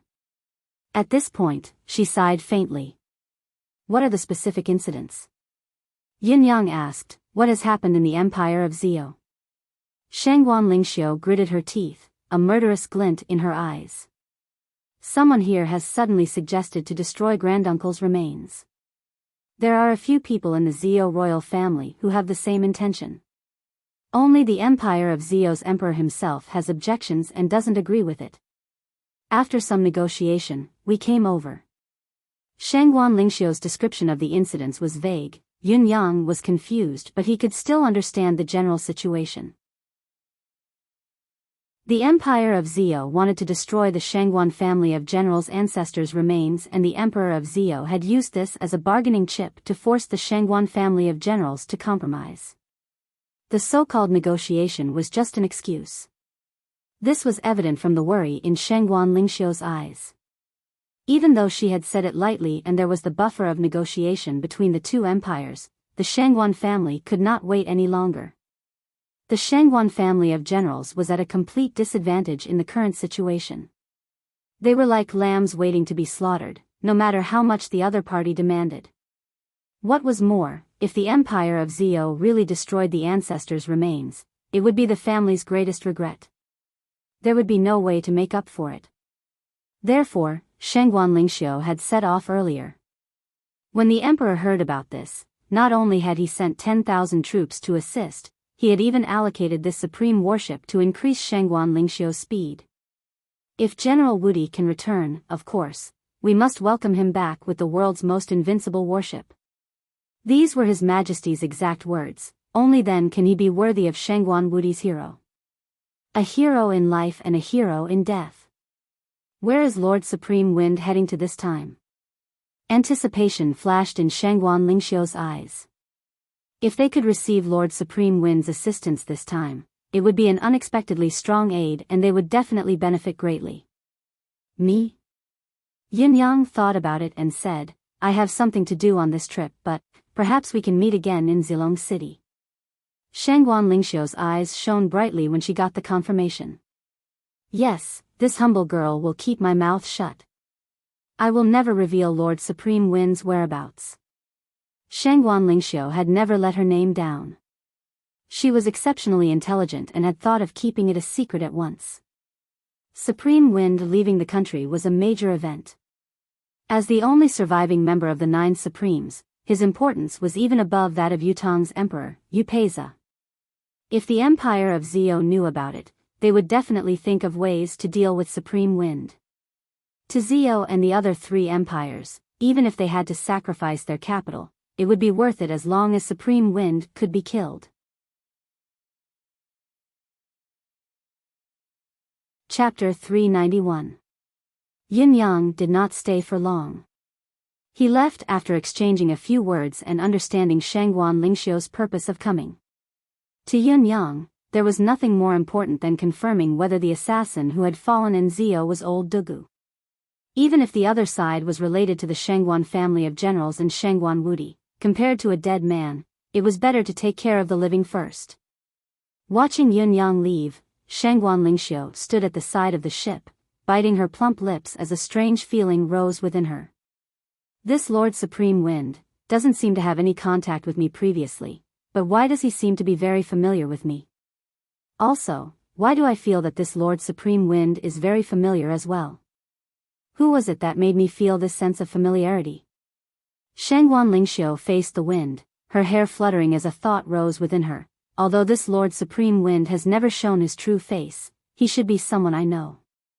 Inexplicably, Shangguan Lingxiu's flustered heart had calmed down considerably regarding this trip to the Empire of Zio. The ship was still moving forward steadily. I'll take a nap first, Shangguan Lingxiu thought quietly. She had been thinking about how to deal with the situation for the past few days, but now, she seemed to have suddenly relaxed. The fatigue that had accumulated previously surged forth at once. She had to rest quickly and recuperate. Yin Yang traveled with the speed of the wind and entered the water to cultivate the holy water charm. Naturally, his speed was much faster than the ship. Therefore, Yin Yang arrived at Zilong City after just over a day's time. However, once he arrived at Zilong City, his expression changed drastically. He realized that the entire Zilong City had become a zone of spiritual control. In other words, the atmosphere of the entire Zilong City was exactly the same as when the 9 Supremes had been ambushed. Under such circumstances, even Yin Yang, whose cultivation base had improved tremendously, had to enter the city in his physical form if he wanted to use the manifestation of the 9 Supremes. Back then, it was only Tianxian Cliff that was targeted at the 9 Supremes. Now, the entire Zilong City was filled with such an atmosphere. Yin Yang stood 50 miles away, frowning as he looked at Zilong City, his expression darkening. While Yin Yang was feeling anxious, there was also a huge doubt in his mind. The activation of the Empire of Zio's spiritual restraining formation was obviously targeted.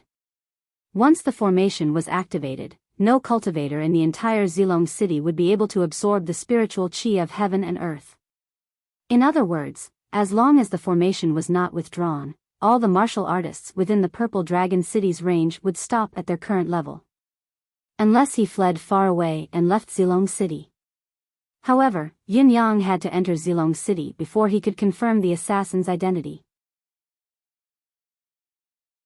Yin Yang came to the conclusion that the Zilong City in front of him was a trap. Furthermore, it was a trap specifically targeted at him. An overt plot. An overt plot against him. It was not that Yun Yang was worrying for nothing, but the current situation was already set in stone. This was definitely a trap. The spirit restraining formation in front of him covered the entire Zilong city.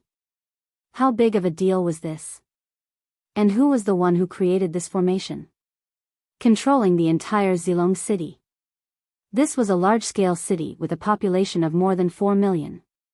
What kind of conditions would it take to completely control spirits? Yun Yang was now doubting whether the empire of Zio's treasury could have so many spiritual control resources. Could it afford such a consumption? The news of the capture of the assassin came first, followed by such a setup. In addition, such a setup was targeted at the 9 Supremes. There would never be such a grand setup in the entire continent, other than targeting the 9 Supremes. What was more, it was happening in the empire's capital. Therefore, Yin Yang was certain of one thing: the person they had captured must be old Dugu. Other than that, there was no other choice. No matter what method had been used to find out about the relationship between old Dugu and the 9 Supremes. Therefore, this formation had been set up. Therefore, it had to be a trap. It was definitely a trap. However, Yin Yang's problem was that even though he knew that it was a trap for him, he still had to enter it. No matter what the reason was. Whether it was old Dugu who had leaked the news or not, Yin Yang had to save the person first. Yin Yang had a deep understanding of torture.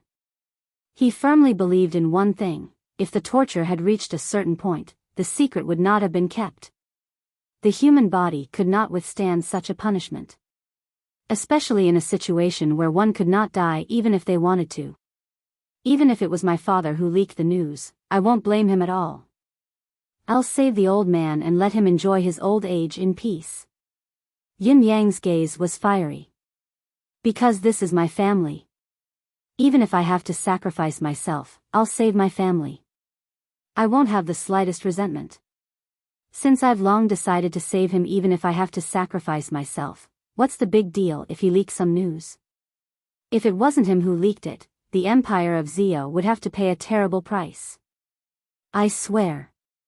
I know it's a little old-fashioned of me to do this, but my brother's family, my brother's father, is my father.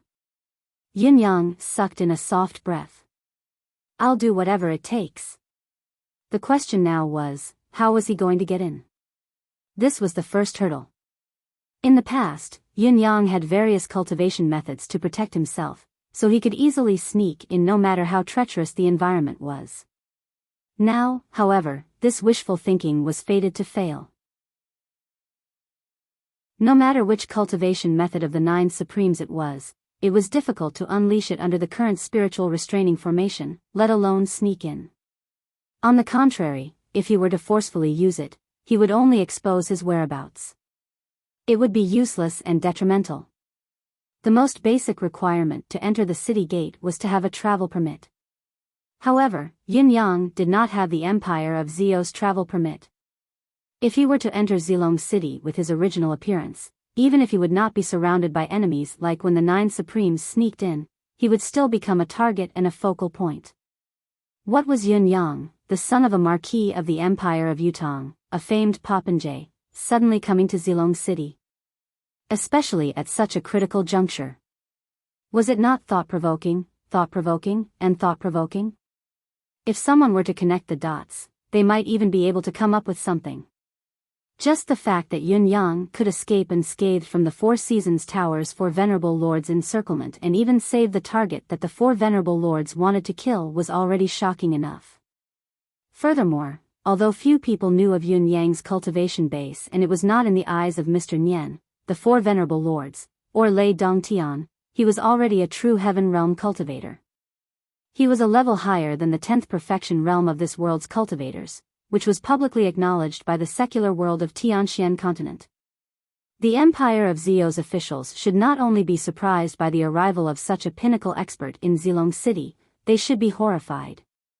Looking at the east gate of Zilong City that was shrouded in the morning fog, Yun Yang suddenly felt that the place was like a giant mouth that was about to devour him. Once he entered, it would be as difficult as ascending to heaven to come out again. Even with a cultivation base that was enough to look down on the world, he still did not have much sense of security. Yin Yang stared at it for a while, sucked in a breath and turned around quietly. Even if I can't come out alive after entering, I want to go in. Chapter 392. Putting aside how to enter Zilong City, while Yin Yang was burning with anxiety, he was also relieved. A trap. Since it was a trap, there must be bait. Yin Yang was absolutely sure that the bait was still there, which was why they dared to do this. Otherwise, it would be impossible. Without the bait, what trap was there to talk about? Therefore, Yin Yang was relieved about old Dugu's situation. Can't I go in if you set up the formation? Must I be caught if I go in? How naive. Looking at the city gate from afar, the seemingly ordinary but actually guarded by deific senses, a cold glint flashed across Yin Yang's eyes. It was a forest, 2,000 miles away from Zilong City. The mountain range here was continuous, and it was filled with dense forests. There were few people here. Because of this place had become a haven for mystical beasts. Of course, it was also a haven for mystical beast hunters, buyers, and bounty hunters. It was often said that heaven and hell were neighbors, but it was a textbook interpretation here. It was indeed so. Every day, there would be countless Xian beast hunters entering this mountain forest with all kinds of goals. However, there were also countless mystical beast hunters who fell in this forest every day. It was just that very few people dared to enter the core of this forest. Rumor had it that 9th-level mystical beasts often appeared here, making it an extremely dangerous place. Even a famous 10th perfection grandmaster powerhouse would have his life in danger if he came here. Ordinary martial artists would naturally stay away from this place. Everyone hunted and preyed on beasts at the border, bringing back a few low-level mystical beasts to make ends meet. Those who were lucky could bring back mystical beast cubs to sell and earn a huge sum of money in the blink of an eye. Mystical beast cubs had always been popular in the buyer's market. Even a 3rd or 4th level mystical beast was highly sought after by the aristocrats. Mystical beasts were born with innate intelligence. They were much smarter than ordinary wild beasts. If they were tamed well, their intelligence would be comparable to a 7 or 8-year-old child. Keeping a beautiful and obedient mystical beast by one's side had long since become a popular trend among the nobles of the continent. It was a means of comparison. Yin Yang spent 6 hours asking around before he morphed into his wind form and snuck into the forest quietly. He advanced forward without any reservations, his target going straight for the most dangerous area. With Yin Yang's current cultivation base and manifestation ability, traversing the jungle, including the deepest and most dangerous areas, was a piece of cake. 2 hours later, the 2 9th-level beginner mystical beasts that lived next to each other in the depths of the forest but did not see eye to eye with each other had both been subdued by Yin Yang. As far as the eye could see, a giant python that was 30 to 40 feet thick and over 200 feet long with brightly colored skin and a gigantic black bear that was 80 feet tall and as strong as a city wall were crouching before Yin Yang's feet. At this moment, the 2 high-level dark beasts, a bear and a snake, could only shiver from head to toe. There wasn't the slightest trace of unruliness in their fierce eyes, only boundless terror. The black bear and the python said in unison, "I have never seen such a fierce person in my life." Among the 2 high-level mystical beasts, the black bear was the first to suffer. This yellow bear was one of the 2 hegemons of this jungle. As long as there was no provocation from a formidable opponent, its favorite thing to do was to lie down comfortably and bask in the sun, or to touch prettier female bears for exercise. Today, however, the stars of misfortune had fallen from the sky. The bear that was basking in the sun suddenly felt its vision darken as a human landed in front of it. The yellow bear's first thought was that its eyes were playing tricks on it. Or perhaps it was too comfortable basking in the sun that it had entered a dream. Furthermore, it was a beautiful dream. Otherwise, how could its favorite food appear so casually in its mouth? It slapped out almost instinctively, but it was this slap that started the bear's tragedy. The scenes were unbearable to recall. Faced with the bear's paw, the human did not retreat but advanced instead, charging forward to engage in close combat. Before the yellow bear could show that it was unprepared, its left eye was punched heavily. The force of this punch was King immense. The yellow bear's massive body, which weighed 7,300 kilograms, was beaten until it tumbled over.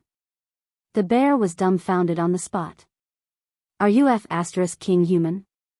How can your strength be greater than mine?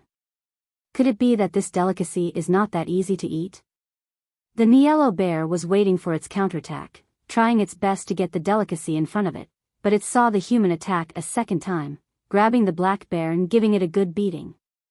Punching the flesh was only the lowest level. Each punch was heavier than the one before, fiercer than the one before, fiercer than the one before, and fiercer than the one before. The pain pierced through the heart and lungs, and the pain was like a wave, surging wave after wave.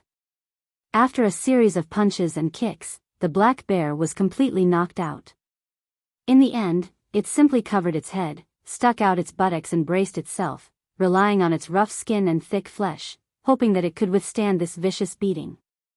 However, the other party's brutality seemed to have no end. After a few more blows, the bear felt as if stars were coming out of its eyes. Up until this moment, the bear was still confused. It could not speak, only howling. It really could not understand. Why? Why was that? How did I offend you? Why did you hit me like this? Even if I wanted to eat you, I had already taken action, but I did not succeed. Is there a need to do this to me? This is going to take this bear's old life. Also, this sudden delicacy really wasn't human at all. With a kick to his stomach, he couldn't help but fly up. Flying was a skill that this bear had yearned for a long time. However, there were also different types of flying, and there were differences, okay. No matter what, this bear was not willing to fly like this. Now, it was sent flying by someone. After flying hundreds of feet in the air, it was kicked again.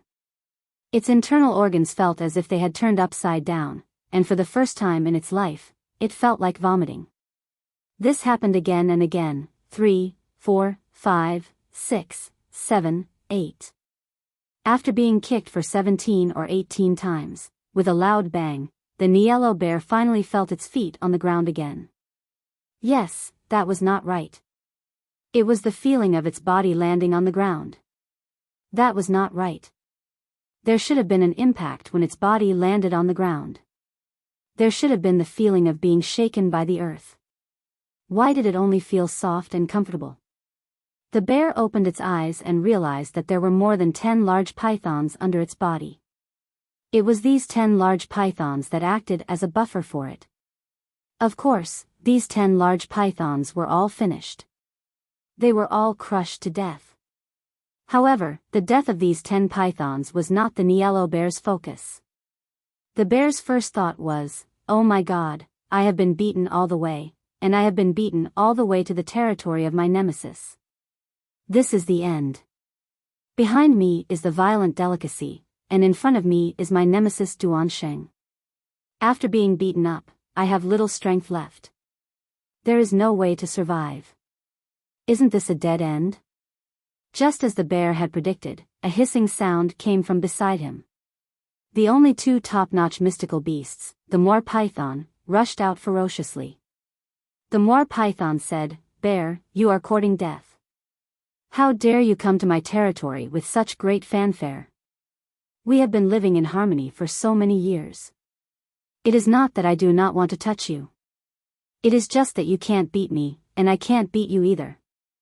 Sometimes, when we are full, we will fight and communicate, create some commotion, and defend our current authority.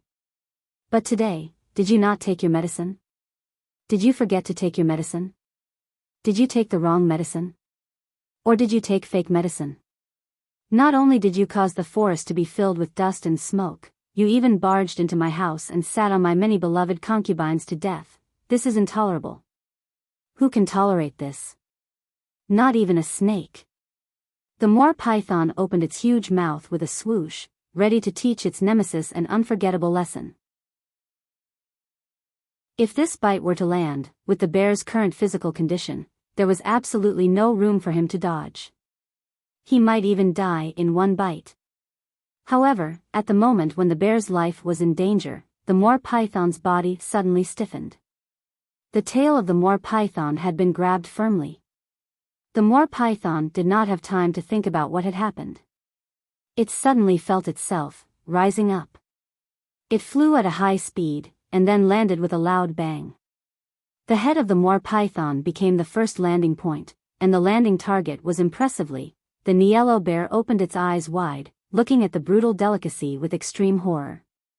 One of its hands had grabbed the tail of the moor python, and the moor python, which was more than 200 feet long, was used as a whip. After making a circle in the air, the moor python came down on the bear. What happened next was tragic. The heads of the bear and the snake had an unprecedented intimate contact. Both beasts felt dizzy and had a splitting headache at the same time. The black bear's first attack was like a huge baseball, flying out rapidly. However, it caught a glimpse of the horrifying delicacy, no, the horrifying humanoid monster, with the newly formed python whip, catching up to it. Boom, boom, boom. By the time Yun-Yang had vented all the negative emotions that had accumulated during this period of time and finally stopped, the yellow bear was sprawled on the ground, gasping for air and dying.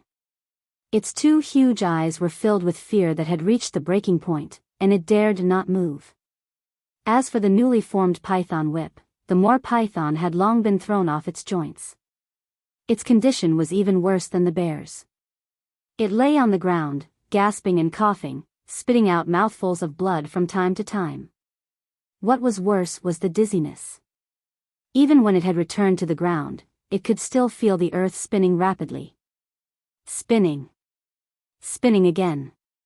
Ugh, the moor python opened its mouth abruptly this time, spitting out a puddle of emerald green stuff. Oh my God, did it shatter my gallbladder?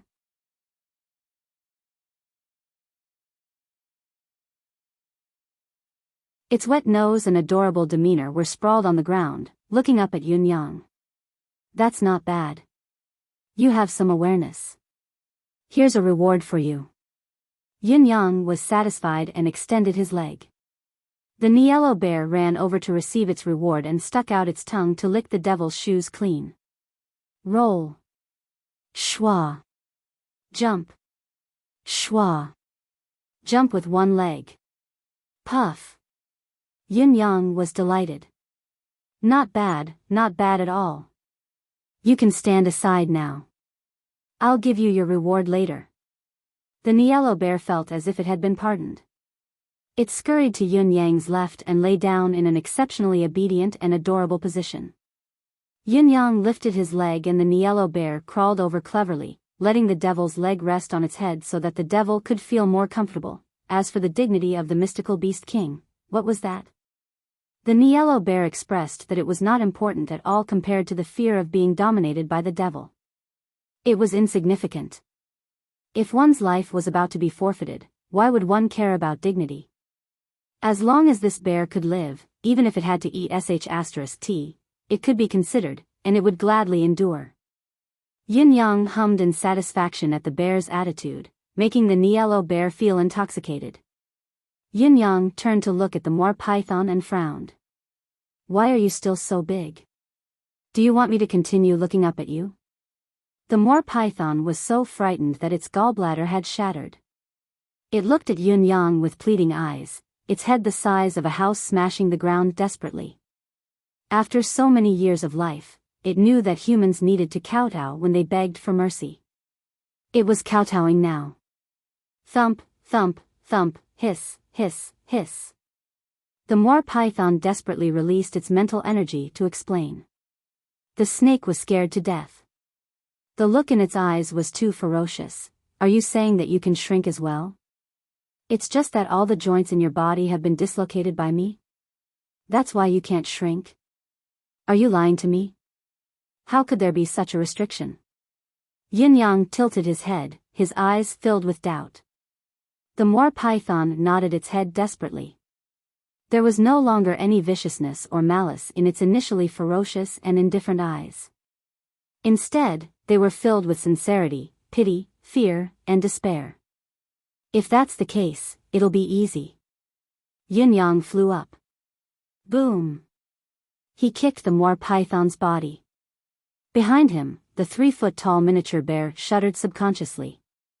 Its old rival, the moor python that weighed tens of thousands of catties, had actually been kicked into the air. Why am I surprised? Didn't the devil whip me with the moor python just now? But a creature that only knew how to hiss for its entire life had actually let out a cry of agony after being kicked. What was going on? Furthermore, it was clearly that hateful python that had suffered an inhumane and crazy beating in front of him. Why would this bear feel as if he had experienced it himself? The terrifying devil had kicked the python a total of 108 times. It felt like it had been kicked 108 times as well. What was even more terrifying was that during this period, the python had not landed on the ground at all. It had been flying in the air. Yes, it had been kicked into the air. The yellow bear's eyes were filled with horror. Oh, my mother bear. I actually had the involuntary feeling of being dominated by the devil again. The indescribable fear. This was too horrifying. Poof. The moor python finally landed on the ground. Its appearance was already too horrible to look at. Are you done? Yin-yang asked gently. You're not bad. You actually have 108 joints of bones. That's quite a lot. The moor python, which had regained its freedom of movement, did not dare to have the slightest hesitation.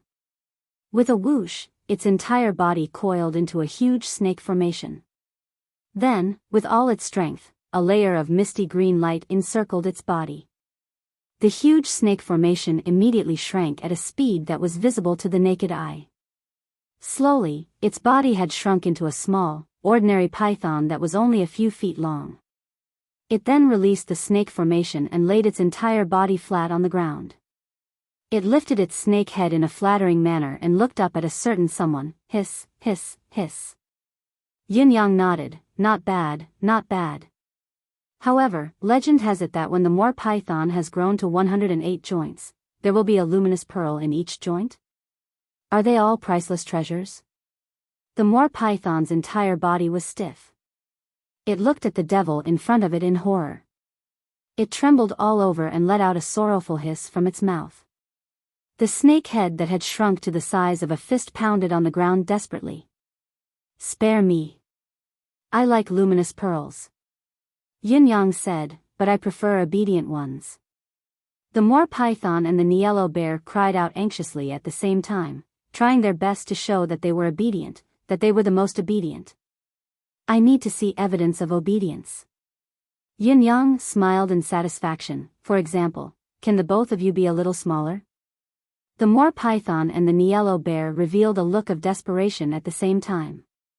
Just when Yin-yang thought that these two fellows actually had a backbone and wanted to fight to the death, he heard two puffs. Another beam of yellow light and a green gas dispersed at the same time. The bear and the snake had shrunk a lot at the same time. The yellow bear was only 2 feet tall now, smaller than an ordinary black bear cub. It was impossible to tell that it was a bear tyrant. As for the moor python, it had shrunk to the size of a finger and was 3 to 4 feet long. However, it was still rather dazzling with its golden glow. Only then did Yin-yang smile in satisfaction. Now it's really not bad. How pleasing to the eye. How cute and cute. He was much stronger than the fiendish demeanor he had displayed just now. Don't the both of you have any sense of aesthetics? The bear and the snake were filled with helplessness. If they dared to cry, they would definitely bawl out loud. We're mystical beasts. What's the use of being pleasing to the eye and cute? That kind of miserable feeling filled his heart from beginning to end. This was the result of them having lost too much of their life force and forcefully shrunk back. After this incident, if he wanted to return to his original level, he would probably need at least 20 years of cultivation. In other words, this devil had made the two kings of the mystical beasts lose more than 10% of their combat power with just a single sentence. Don't be so aggrieved. Come, I'll give you something good to eat. As long as the both of you are obedient, there will be more in the future. Yin Yang casually sent out 2 balls of rich vitality, one for each of them, without any bias. When the bear and the snake saw the pure ball of vitality coming towards them, all 4 of their eyes widened in shock. They were dumbstruck. Oh my God! What was this? With a flash of golden light, the moor python had already swallowed its own ball of chi. When it turned its head and glared at the moor python, it realized that the mini bear had already swallowed the ball of chi with its 2 claws. Good stuff.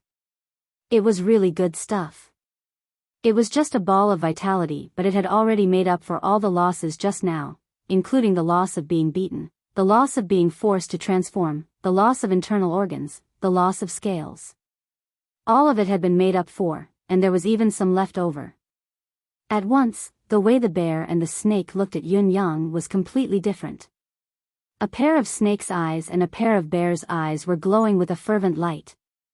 Big brother, why didn't you show off such a good thing earlier? If you did, you wouldn't have to do it yourself. We would have been convinced right away. You could have done it earlier, why didn't you? You'd done it earlier, you're good, we're good too.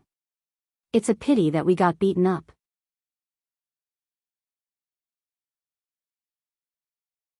Chapter 394. Yin Yang's display of kindness and severity, his actions and mannerisms were impeccable, subduing the 2 fellows at once. He was convinced by it. They were completely at Yun Yang's feet. They even felt like they belonged to him. There was no one else like him. Listen to my commands from now on, understand? Yin Yang instructed earnestly. The bear and the snake nodded like chicks pecking at grains. They were the pace-setters of the underling circle. As long as you listen to my commands, there'll be good food to eat, understand? The 4 eyes of the bear and the snake immediately turned into luminous pearls that shone brightly. They hurriedly nodded again and again. Long drool dripped down from the mouth of the bear and the mouth of the snake. That degree could be said to be a textbook level of covetousness, perhaps even surpassing it. To both of them, as long as there was good food to eat, they would do anything they were told to do. He could be a slave, he could sell his body, he could do whatever he wanted. It was worth it to be beaten up like this every day. Yin Yang did not know that the bear and the snake had come to the same conclusion. He glanced at each other from the corner of his eyes and thought to himself, could this fellow be my competitor? It's either me or it in this forest, there's no way I can run away from the competition. All right. You can go home now and continue being kings. Yin Yang snorted, remember to be obedient. When I need you to work, don't play any tricks, don't run away, don't. After saying no for more than a dozen times, the bear and the snake were submissive, maintaining their pocket-sized bodies. They nodded and bowed before parting ways after a while. Yin Yang moved on to the next step of his plan after settling the 2 kings of the mystical beasts. The first was, of course, to stay here. His appearance had to be changed as well. After all, Yin Yang's appearance was too outstanding. He was a femme fatale. He had to change himself to a certain extent. However, it was not a difficult task for Yin Yang. In just a quarter of an hour, Yin Yang had transformed himself into a hermit who had lived in seclusion here for many, many years. He couldn't tell how old he was. He wasn't handsome or ugly, and he wasn't very tall either. He was about 1.75 meters tall, which was about average. Only his eyes were unusually clear, like those of a child. The shoes on his feet were also replaced with beast skin piercings. Only the clothes on his body were still the same, but they had also been modified to look a bit more shabby. However, the biggest change in Yun Yang was that he still carried the scent of the forest. With 2 rumbling sounds, a cave was created on the mountain wall. Inside the cave, a bend was made, and after some slight decorations, it turned into a bedroom. After thinking for a while, he made a stone door at the crooked place. He threw some Xian beast furs outside and burned them at the top and corners of the cave, making it look like the cave had been smothered for many years. Then, a stream of water was released by him. The cave had traces of being washed away by the flood. It was only an hour later when a cave that had been inhabited for decades, or even centuries, was created in an antique and vivid manner. Yin Yang morphed into his wind manifestation and went out for a spin. His hands were filled with countless feathers of birds. He then turned the mystical qi of water and fire, which converged into a form of evaporation. The feathers became clean at once. He made a bed and 2 blankets were tossed casually on top of it. Now, the sleeping project was completed. Yin Yang decided to take a nap in the cave. Feeling the sleeping environment in his own body, he actually felt quite comfortable. His deific consciousness spread throughout the dense forest. Through his deific consciousness, Yin Yang knew that there seemed to be no less than a few thousand people who had entered the forest within this day and night. Although they were still limited to loitering around the periphery, the base number was already very large. The dense forest occupied a vast area. Yin Yang judged that even if tens of thousands of people came in, as long as they were not in a group and came in from the same direction, they might not be able to meet each other. In one day and night, hundreds of people had entered, adding up to thousands of people. Some had left, some had died, some were still wandering around. Yin Yang ignored them, because the people he was waiting for were not these people. Now, Yin Yang was not as anxious as he was at the beginning. He was not even the slightest bit anxious. Since the other party had set up such a trap with the intention of targeting the 9 Supremes, old Dugu, who was the absolute bait, would definitely be safe. With this confirmation, Yin Yang could proceed with ease and make more and more thorough preparations. In this dense forest, aside from Xian beast hunters, merchants, and hunting teams, there would also be people taking part in the trial by fire. Individuals taking part in the trial by fire, sects taking part in the trial by fire, as well as the young masters of official clans coming out to hunt. Regarding this, Yin Yang had already investigated it thoroughly and had planned accordingly. Subduing the 2 mystical beasts was the first step. If there were no such mystical beasts in the forest, Yin Yang would naturally look for other high-level mystical beasts. Yin Yang was waiting for an opportunity. If Supreme Cloud were to say that he was the second best in the world and it came to waiting for and creating opportunities, no one would be so confident to say that they were the first. For the sake of secrecy, Yin Yang did not even use the Eclipse Panther. What he needed to do now was to wait for a group of people who were more influential, more promising, and had a background, to form a connection with them and then carry out his follow-up plan. Yin Yang did not care who these people were who would fall into his trap. They could be from the military or even the aristocratic families. These were not important to Yin Yang, nor did they have much meaning. However, as long as such people appeared, Yin Yang was confident that he could use their influence to sneak into Zilong City and even accomplish many things with their strength. If I knew that this would happen, I should have gotten a few travel passes from various empires. At the very least, I should have asked Shui Wuyin to activate the spies in various places to provide support. I wouldn't have been so unprepared like this, relying on my own improvisation. The situation is too uncontrollable. Yin Yang sighed inwardly, deciding to do it when he returned. Actually, Yin Yang could not be blamed for not being prepared. The 9 Supremes' incarnations were ever-changing and could almost deal with any chaos in the world. Since when would they need something as mundane as a travel pass? In spite of this, Yin Yang was truly speechless when he encountered such a situation this time around. Suddenly, there was a burst of shouting and neighing in the dense forest. The noise was unexpectedly noisy. A large group of hunters had entered the outer forest. Yin Yang, on the other hand, wore a sneer on his face. Popinjays who could create such a commotion were everywhere. It's time to move. Young Master Lan, we can't go any further. A few hundred miles further and we'll enter the boundary of the 9th level mystical beasts territory. Let's search for traces of mystical beasts nearby.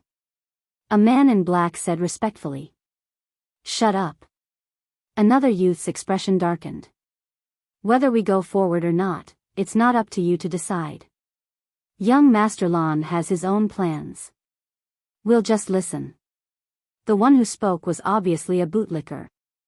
The leader of this group of people was a tall and straight young man in embroidered clothes with a fair face.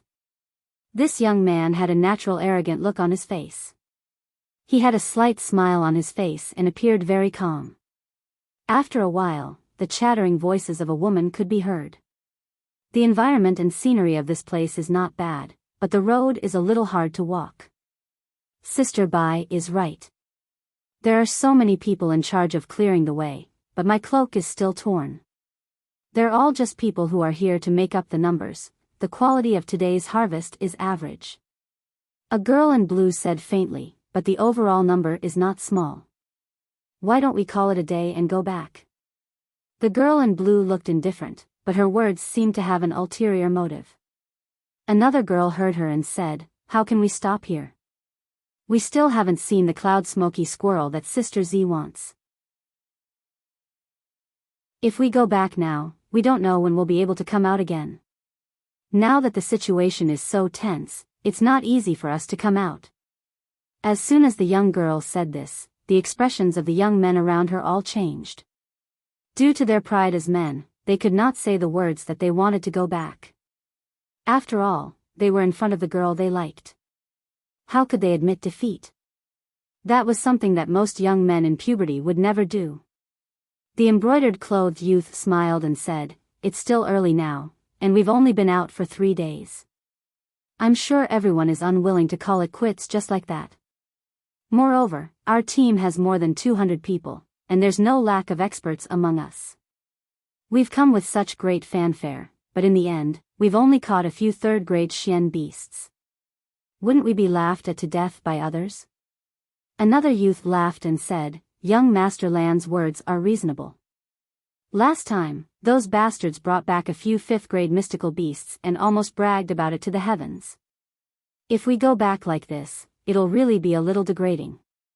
Actually, I don't mind, but young Master Lan. The leader, young Master Lan, smiled and said, it's fine if I lose some face. It's just that the cloud smoky squirrel that Miss Yun Yen has been longing for is unforgivable. The girl in blue smiled and said, it's just a cloud smoky squirrel. Everyone's safety is more important. I believe that as long as we miss this period of time, there will be plenty of opportunities to get it. Another girl pouted and said, how can a cloud smoky squirrel be easy to get? If it was that easy, Sister Yun Yen wouldn't have waited for so many years. It's rare that the cloud smoky squirrel matches Sister Yun Yan's name so well. It's like a match made in heaven. We came here in high spirits, so how can we not enjoy ourselves? Let's continue walking. Okay. The 5 or 6 youths all agreed at the same time. Their eyes swept across the faces of the girls who came with them. Look, a cloud smoky squirrel. One of the girls shouted. A small animal could be seen hopping between the dense foliage in front of them, running away in a panic. The girl in blue's eyes brightened.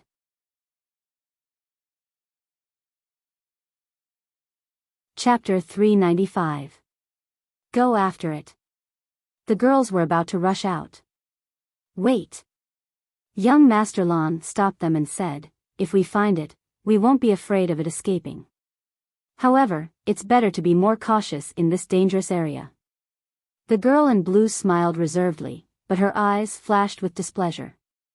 The young man in embroidered robes pondered for a while and said, if we continue forward, the mystical beasts will inevitably become stronger.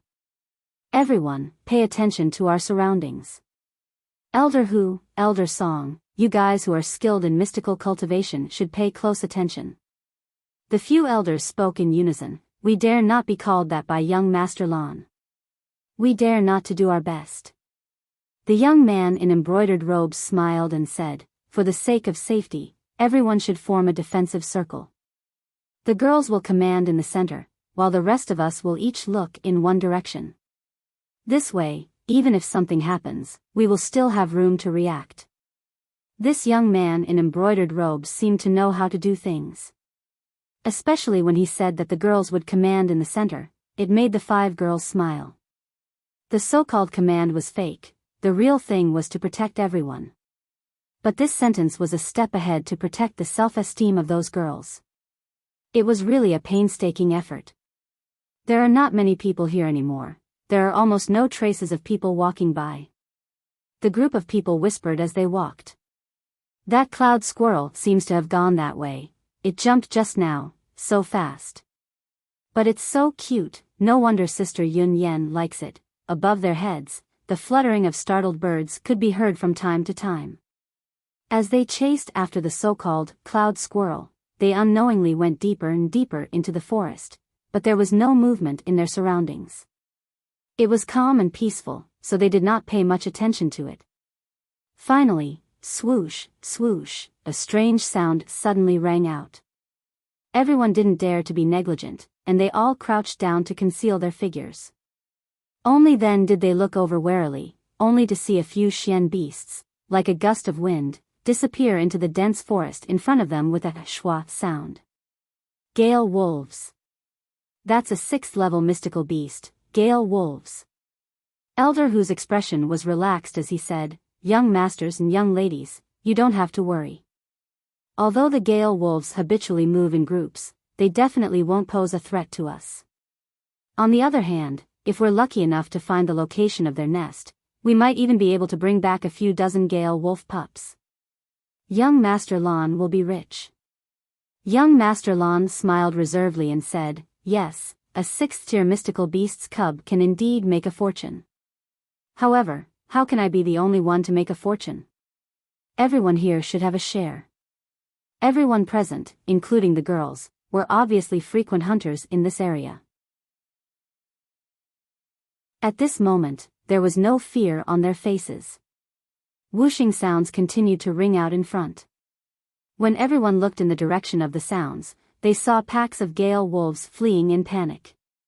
However, for some unknown reason, a group of leopards were fleeing for their lives in panic. Behind them were a group of pangolins. They might not be as fast as the wind wolves or leopards, but they were still fleeing as if their lives depended on it. Another group, just like that, no less than 20 to 30 types of mystical beasts passed by in a row.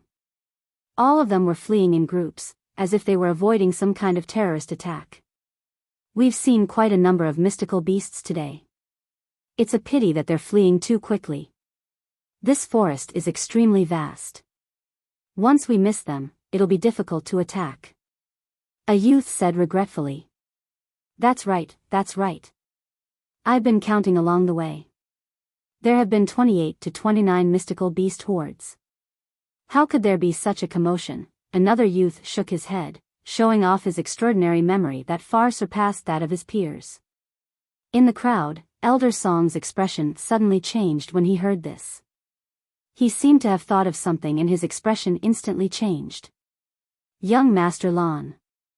Elder Song took a few steps forward and said, "I'm afraid the situation is not good. We need to retreat immediately before it's too late." Young Master Lan frowned and asked, "What's wrong? What do you mean by that?" "The mystical beasts are fleeing in such a large group. It's very likely that there are high-level mystical beasts heading this way." If it's true. Elder Song's face was already drenched in sweat. It was obvious that his heart was no longer just a if, but rather a 10,000. This young Master Lan was not a stubborn and stupid person. He was instantly shocked when he heard this. He readily agreed and said, that's right. Everyone, retreat quickly." Unfortunately, it was already too late to retreat now.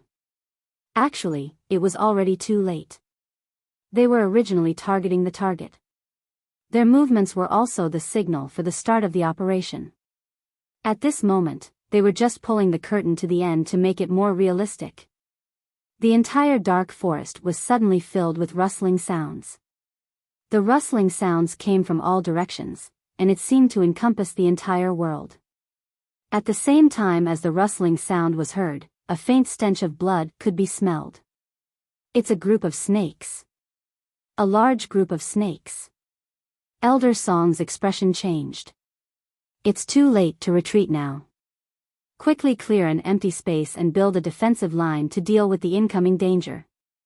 Old Kong, quick.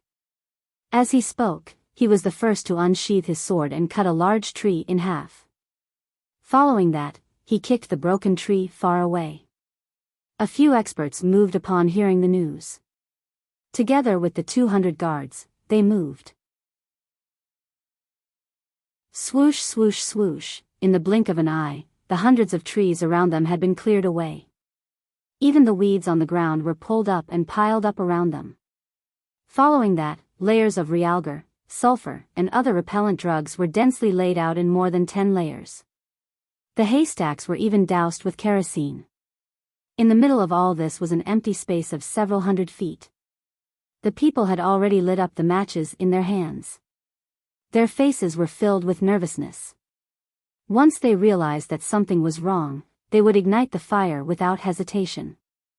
As long as the fire was ignited, it would form a defensive line that would block the mystical beast's attacks. This would greatly increase the chances of survival for their side. It had to be said that these people's response was quite methodical. Complemented by their manpower, material resources, and comprehensive combat power, the ordinary attacks of the serpents would not be able to shake their formation. However, the lingering rustling sound was getting more and more intense and ear-piercing. The stench of blood was also getting stronger and stronger. Everyone tried their best to look into the distance. In an instant, their faces turned pale. Their bodies were covered in cold sweat. The girls in the most central position were even shivering. As far as the eye could see, there were all kinds of venomous snakes coming from all directions. It was as if the place where everyone was standing had become the gathering point. Countless venomous snakes were crawling on the ground. Some were crawling between the branches. There were even some that had gradually approached the outer circle of trees, coiling around them. Slowly, all the trees and branches outside the defensive line were covered with venomous snakes. The density of the venomous snakes had almost reached the point where the leaves of these trees could not be seen. The situation was already extremely bad, but the rustling sound in the distance did not stop. There was also the sound of a large body being dragged on the ground. That was a large poisonous snake, and it was actually rushing over in batches. Everyone's faces had already turned deathly pale. Up until now, the number of venomous snakes that could be seen had already exceeded 10 million. The forest around the defensive line could be said to have been filled with venomous snakes. Yes, it was filled. There were venomous snakes everywhere. There was nothing else. After a while, there were continuous snapping sounds. That was the sound of some branches breaking because they could not bear the weight of the venomous snakes. The trees here were all very old. Their quality was naturally much higher than normal trees. Many branches could not bear the weight of the venomous snakes and broke. This meant that there were at least 10 to 20 venomous snakes entrenched on a tree branch at the same time. The number of snakes and the density of the snakes had already reached a point where even wind could not pass through. Needless to say, the first batch of snakes had already coiled on the ground. The snakes flicked their tongues in and out, extremely arrogant. It's over. Young Master Land's face was pale. It is said that there is a snake king in this mountain range. I'm afraid it is making a move. This time, everyone, pay attention. Elder Whose face was also pale. The only thing we can do now is to fight to the death and seek survival in the midst of death. We have a total of 230 people. Our individual strength is far superior to that of the snakes. It would be a waste to fight at the same time. Moreover, we will not have time to rest and recover. There will be no room for maneuver. We will split into 3 teams. Each team will have to resist for at least 2 hours. Also, all the young masters and young mistresses, please quickly send out the distress signal that you are carrying and ask for backup. In this way, we might still have a chance of survival. The young masters and young mistresses of the big families were all flustered. They took out the signal rockets. A few of them trembled and dropped the signal rockets on the ground. It could be seen that their reaction time was really terrible. Luckily, the signal rockets were not too weak. In the end, they still sent out all of them in a hurry. Bang, bang, bang, in the sky, there were continuous explosions. The thick smoke did not disperse for a long time. Don't send out all the distress signals in one go. Elder Chen almost vomited blood. These people actually sent out all the distress signals in one go. This is practically asking for death. Do you think that if you send out the signal rockets once, someone will definitely see it? Do you think you are a person blessed by the heavens? The surrounding snakes were still gathering. There were more and more of them gathering. They were almost piling up. Layer by layer, they surged up, but they had yet to launch an attack. However, this was more frightening than a simple attack. It was like a nightmare, causing all the young masters and young mistresses to feel dizzy. Many people even vomited directly. A few women even vomited out their bile. The few old men and guards all expressed their helplessness towards the performance of these young masters and young mistresses. Accompanying this group of fellows was simply the worst luck of 8 lifetimes. This group of young masters and young mistresses looked bright and beautiful, as if they were all dragons and phoenixes among men. However, when faced with such a life and death situation, they were of no use at all. Instead, they could only be a burden. The people who were looking forward to the arrival of reinforcements found that the situation was getting more and more disadvantageous. The swishing sounds in the surroundings were actually getting louder and louder. Look! Oh my God! A voice of despair blurted out. Giant snakes as thick as water buckets suddenly appeared in all directions. There seemed to be thicker, bigger, and longer snakes in the distance. All of them were winding their way over. At this moment, everyone had lost confidence in whether they could survive or not. It was also at this moment that the snakes began to attack. Suddenly, all the poisonous snakes on the trees fell down. Immediately, there was a layer of poisonous snake bed, or perhaps it was a poisonous snake tread, that was 5 feet thick. It had already covered all the smell of the drugs.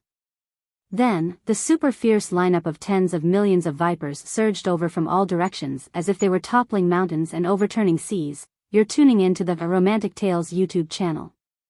Don't forget to subscribe and join us on this journey to catch the most captivating stories.